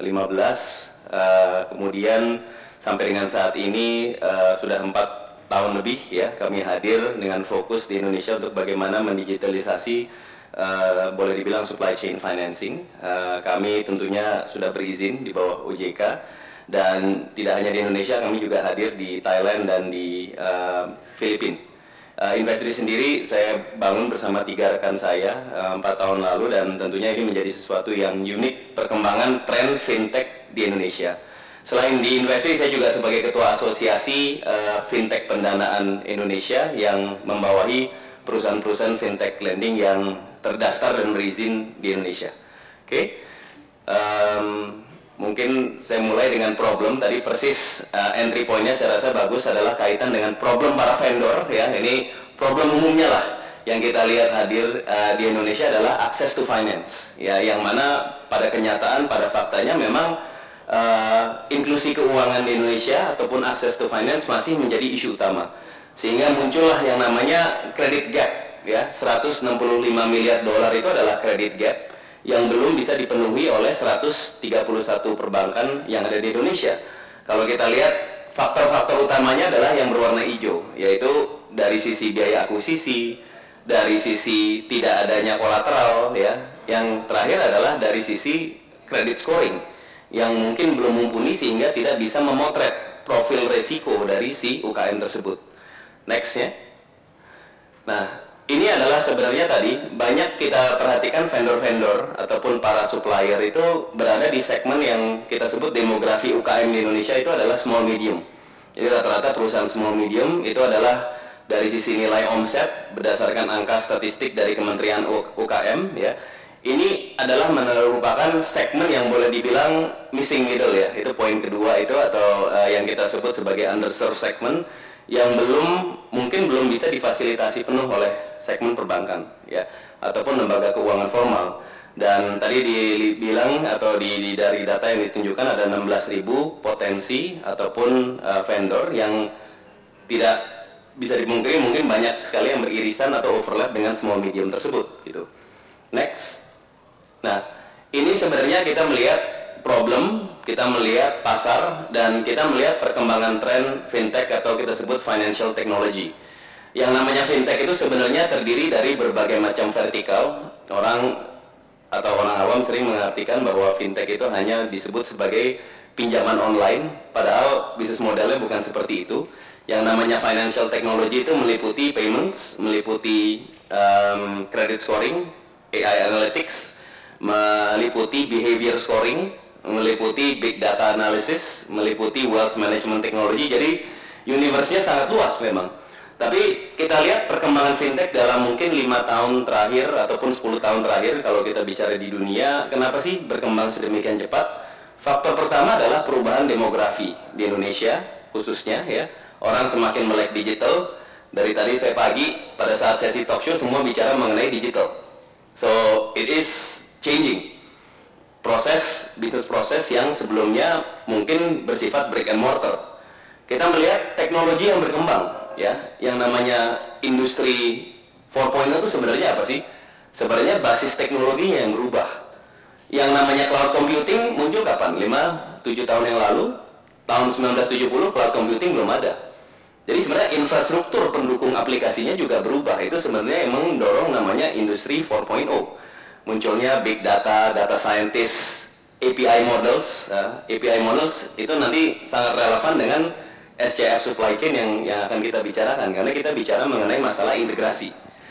Kemudian yang berikutnya adalah dari sisi regulasi. Kita lihat, ya, ini saya ambil sampel dari di Eropa, tapi secara prinsip regulator baik di Indonesia, OJK bahkan sekarang memiliki fintech office, ya, suatu departemen ataupun suatu direktorat yang khusus handle terkait dengan perizinan fintech yang ada dari berbagai macam sektor. Kenapa? Karena adanya teknologi ini diharapkan bisa mengakselerasi inklusi keuangan, khususnya kita lihat dengan negara-negara berkembang. Terus kemudian yang kita lihat adalah dari sisi bagaimana teknologi itu digunakan untuk membuat financial management, financial risk management juga lebih adaptif. Ya, sehingga tidak hanya melihat data di belakang, tapi juga harus bisa mengantisipasi impact coronavirus terhadap perdagangan, terhadap penjualan seperti apa sih? Nah, itu harus bersifat real time, sehingga yang namanya manajemen risikonya juga bisa diantisipasi. Oke, next.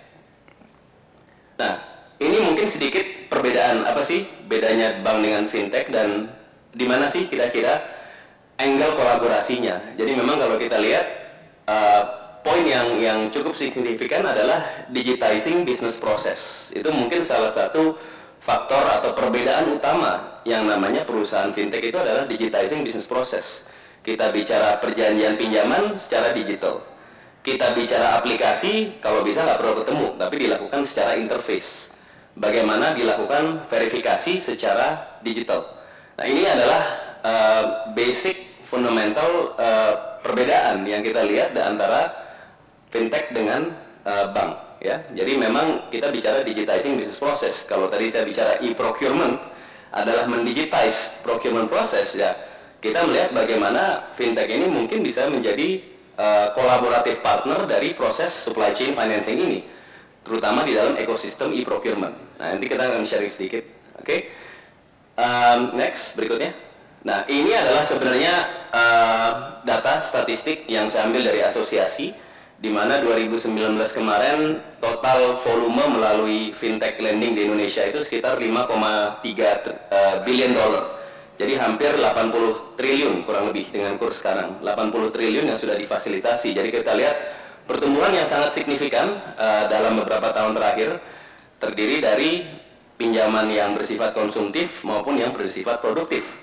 Tapi apa sih yang menyebabkan pertumbuhan dan perkembangan tersebut cukup tinggi? Saya rasa faktor utama yang ada di faktor nomor 2, yaitu banyaknya kolaborasi. Jadi yang namanya fintech itu sekarang banyak berkolaborasi. Gojek punya fintech juga, terus kemudian OVO juga punya fintech gitu ya. Nah, memang yang unik ini di ranah B2B ini belum banyak pemainnya gitu ya. Nah, ini sebenarnya suatu peluang yang kita lihat, dan kita lihat ADW sebagai salah satu player di B2B ini menjadi suatu opportunity. Oke, next ya. Berikut. Nah, kalau ditanya investing ngapain sih? Kami adalah sebuah platform. Jadi kami tidak punya kami bukan lembaga pembiayaan, kami bukan bank, kami tidak menghimpun dana, kami bukan perusahaan investasi, kami adalah sebuah platform. Platform yang mempertemukan antara calon peminjam, dalam hal ini UKM khususnya, UKM, vendor dan sebagainya.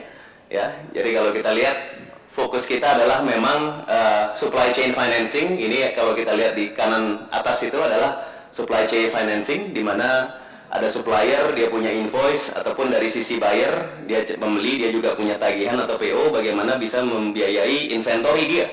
Gitu ya. Jadi kami adalah sebuah platform yang melakukan analisa, verifikasi, collection, dan juga termasuk asuransi penjaminan. Itu menjadi salah satu mitigasi risiko yang kita lakukan.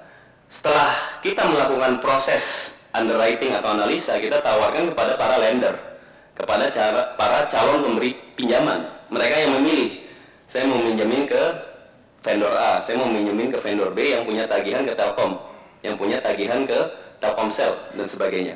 Dimana sekarang komposisi antara institusi memang 32% adalah institusi, dalam hal ini bank, multi finance dan sebagainya, dan juga sisanya 68 adalah dari sisi retail.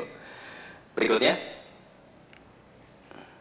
Nah, kalau ditanya gimana sih cara kerjanya, secara prinsip ini yang kita lihat. Kita menggabungkan antara traditional data laporan keuangan, rekening koran, dengan non-traditional data, di mana salah satunya adalah e-procurement. Kita melihat bahwa e-procurement itu merupakan boleh dibilang proses verifikasi, ya, terus kemudian proses untuk membangun scoring. Si vendor A sudah berapa tahun sih melayani Telkom? Apa yang dilayani? Labor supply. Berapa rata-rata kontraknya? Dari situ keluarlah rating. Jadi dari data tersebut menghasilkan kredit profile dari si UKM tadi, yang sebelumnya kalau mengandalkan laporan keuangan dari si UKM, mungkin angkanya benar, mungkin angkanya tidak benar, kita nggak tahu validitasnya. Mungkin angkanya belum real, angkanya masih berdasarkan audited tahun lalu, padahal di tahun ini dia nggak punya kontrak. Nah, ini yang sebenarnya kita gabungkan antara traditional dengan non-traditional data untuk menghasilkan profil resiko dari si vendor atau UKM tersebut. Nah, atas profil risiko tersebut untuk muncullah yang namanya risk-based pricing. Profil risiko rendah, bayarnya juga lebih murah. Profil risiko tinggi, bayarnya lebih mahal. Ini adalah scoring yang bersifat dinamis dan real time. Kalau dia telat bayar atau proyeknya telat, pasti akan impact di scoring dia berikutnya. So, ini adalah boleh dibilang proses atau bagaimana kita menganalisa, mengantisipasi risiko tersebut. Dan tentunya kehadiran platform seperti e-procurement itu menjadi salah satu kunci untuk bagaimana kita bisa memotret, ya, profil resiko dari UKM tersebut. Ya. Next. Nah, ini adalah sebenarnya ekosistem yang telah kita bangun dalam 4 tahun terakhir ini. Jadi core service kita apa? Supply chain financing, dari awal invoice financing, PO financing, AP financing, ya. Yang kedua, kita kebetulan juga salah satu fintech yang juga memiliki izin syariah. Jadi kita selalu memberikan opsi kepada para vendor tadi, mau syariah mau konvensional. Terus kemudian fokus kita adalah dari sisi pembiayaan produktif, ya. Ini adalah ekosistem yang kita miliki, dan kita juga memiliki partnership dengan beberapa komponen pendukung dari bisnis payments atau supply chain tadi, terkait dengan payment gateway, terkait dengan lender institusi. Jadi kalau kita lihat di sini ada Bank BRI, ada Bank Mandiri. Sebenarnya bank itu apa sih? Bank itu menjadi lender di Investri. Poinnya daripada, ya, istilahnya ini adalah proses yang lebih cepat dibandingkan dengan AO harus menganalisa secara fisik laporan keuangan, data-data dan sebagainya kalau dilakukan secara terintegrasi. Ya. Nah, ini adalah beberapa pairs contoh. Jadi dengan LKPP, kebetulan kita juga sudah melayani supply chain financing di LKPP. Kita ada interface dengan LKPP. Dengan beberapa BUMN kita juga sudah ada kerjasama, dan juga dengan beberapa MNC. Jadi memang ini adalah ekosistem B2B yang kita bangun, yang mana komponen e-procurement itu menjadi infrastruktur yang penting untuk bagaimana kita bisa penetrasi khususnya kepada UKM tadi. Sehingga UKM tadi yang tadinya mungkin punya isu dengan permodalan untuk mendeliver servisnya, Investri menjadi salah satu solusi. Oke, next. Ini adalah volume yang kita sudah generate. Tahun lalu kita sampai dengan tahun lalu sekitar 300 juta US yang sudah kita fasilitasi. Keterlambatan di atas 90 hari 0,6%, ya. Ini saya rasa membuktikan bahwa pentingnya data, pentingnya verifikasi, dan pentingnya bermain dengan ekosistem, ya, sehingga tidak bermain lepasan. Oke, next. Dengan BUMN ataupun ekosistem BUMN berikutnya, ini adalah beberapa, balik lagi. Nah, ini adalah beberapa yang sudah kita kerjasamakan. Mungkin ada beberapa dari perusahaan Bapak Ibu yang ada di sini, vendor-vendornya sudah pernah kita bantu dengan modal kerja, baik secara langsung maupun tidak langsung, sehingga memang kita lihat kebutuhan itu ada. Jadi ini yang kita buktikan, yang kita ingin sampaikan adalah bahwa use case-nya itu ada. Vendor-vendor itu butuh, apalagi dibayar 90 hari, 120 hari, apalagi mau THR lah, itu toko kita rame lah kalau udah mau lebaran. Karena harus bayar gaji kan, gitu. Sedangkan kalau nunggu pembayaran 90, 120, itu adalah cash flow issue yang dihadapi para supplier dalam hari ini. Jadi mungkin ada beberapa dari Bapak Ibu yang tadi saya sampaikan, ini adalah sektor yang kita sudah fasilitasi selama 4 tahun terakhir. Nextnya, dan kita juga membantu bank-bank BUMN, dalam hal ini beberapa bank BRI Group, ada BRI Syariah juga, ada Pegadaian juga. Jadi mereka yang menjadi lender institusi. Sebenarnya kantong kanan, kantong kiri aja kalau kita bicara BUMN. Tapi bedanya apa? Bedanya kita membangun interface sehingga prosesnya lebih automated. Tujuan kita adalah bagaimana menghindari paper based. Jangan sampai nanti invoice-nya masih harus dibawa ke cabang lah, terus kemudian masih diproses. Kita harus mengedepankan yang namanya speed dan seamless proses, apalagi kalau udah menggunakan e-procurement gitu ya. Dan juga kita cover dengan asuransi penjaminan ya. Oke, next. Nah, ini adalah sebenarnya konsep basicnya. Jadi antara buyers dengan para suppliers dengan e-procurement system di tengah. Contohnya dengan ADW, dengan beberapa Kementerian BUMN adalah bagaimana kita bisa fasilitasi kebutuhan supply chain financing untuk para vendor tersebut, tentunya dengan melakukan interface, integrasi dengan e-procurement yang ada di ADW. Kami sebagai salah satu supply chain finance partner dari ADW. Oke. Next. Ini secara garis besar apa yang kita lihat menjadi new way of doing supply chain financing. Jadi dari tadi pagi kita dengar mengenai digitalisasi dan sebagainya. Finance-nya pun juga saya rasa harus berbeda gitu ya. Jangan sampai nanti finance-nya masih menggunakan traditional way. Kalau memang sudah ada platform atau sudah teknologi yang berkembang, memungkinkan untuk dilakukan secara lebih seamless sehingga si vendor tidak perlu keluar dari environment-nya ADW. Tujuan kita seperti itu. Jadi semua bisa dilakukan melalui platform ADW, biar ADW di depan, investri di belakang aja, kita yang proses, tidak masalah bagi kami. Oke. Next. Terakhir, terima kasih sebelumnya. Jadi ini adalah sedikit apa yang kita bisa sharing dari investri. Tagline kita semua bisa tumbuh, kita harapkan dengan kolaborasi semua bisa tumbuh, termasuk para supplier dan vendor, para UKM, dan ini menjadi bagian dari komitmen untuk terus meningkatkan inklusi keuangan di Indonesia. Terima kasih. Wassalamualaikum warahmatullahi wabarakatuh. Waalaikumsalam. Oke, Bapak Ibu, demikian launching dari ADW Supply Chain Finance ya. Jadi sebenarnya sih SCF ini bukan cuma untuk vendor, Pak ya. Bisa bayar. Bapak Ibu ada, bisa bayar juga. Bayar juga bisa. Silakan jawab saya atau Pak Adrian untuk dari capex mau dijadiin opex ya, Pak ya. Bisa juga ya. Oke. Dari capex mau dijadiin opex. Sepertinya waktu sudah lewat jam 12 nih, jadi nggak ada tanya jawab ya, karena kita mau makan siang sama dan sholat dan pulang gitu. Itu sekian dari saya. Wassalamualaikum warahmatullahi wabarakatuh. Waalaikumsalam. Terima kasih dan mohon izin kepada Bapak Prabowo Iskandar dan Bapak Adrian Gunadi tetap standby di atas stage, karena juga selanjutnya kita akan bersama memberikan cenderamata kepada para panelis yang telah hadir pada siang hari ini. Kami undang kepada Bapak Jody Hernadi, Bapak M. Jamil atau yang mewakilinya, kemudian Bapak Edi Prasetyo untuk naik ke atas panggung.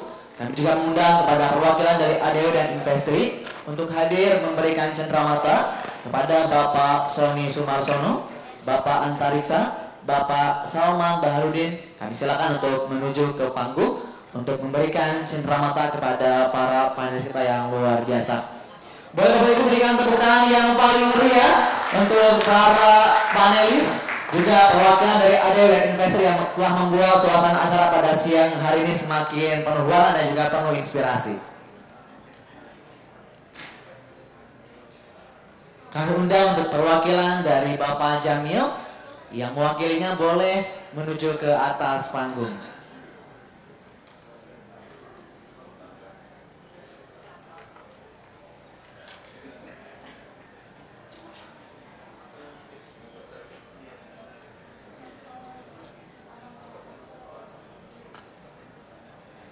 Selanjutnya kami juga mengundang dari perwakilan PT Semen Batu Raja, boleh bergabung di depan untuk menerima cenderamata yang akan diserahkan oleh ADW dan juga Investor.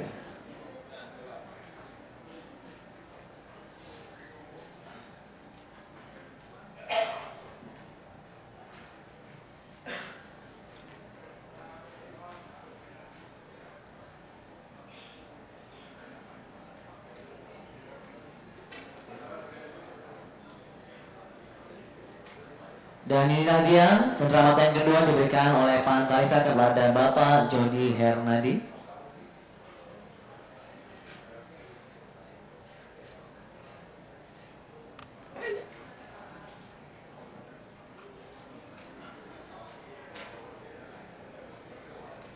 Baik, berikan tepuk tangan yang paling meriah. Kami undang sejenak untuk berdoa bersama untuk seluruh panelis dan juga perwakilan dari ADW dan juga Investri yang sudah hadir membersamai kita pada siang hari ini.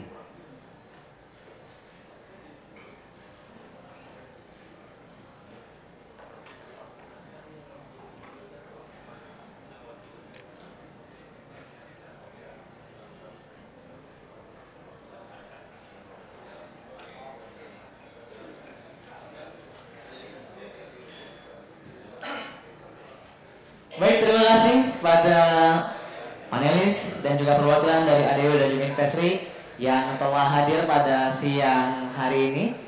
Boleh kembali menempati kursi yang telah disediakan.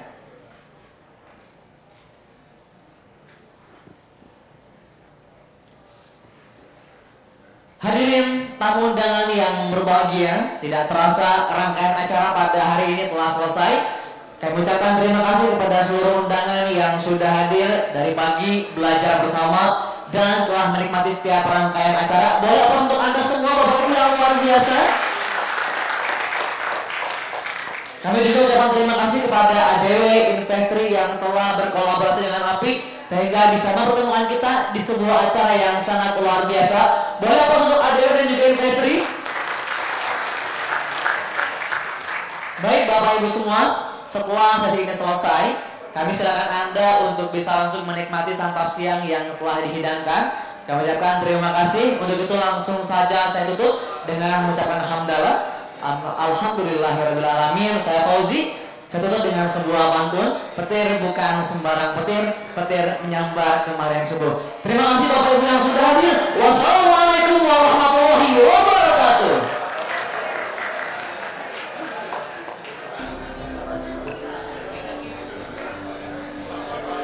Bapak Ibu kami silakan untuk langsung menikmati santap siang yang telah dihidangkan.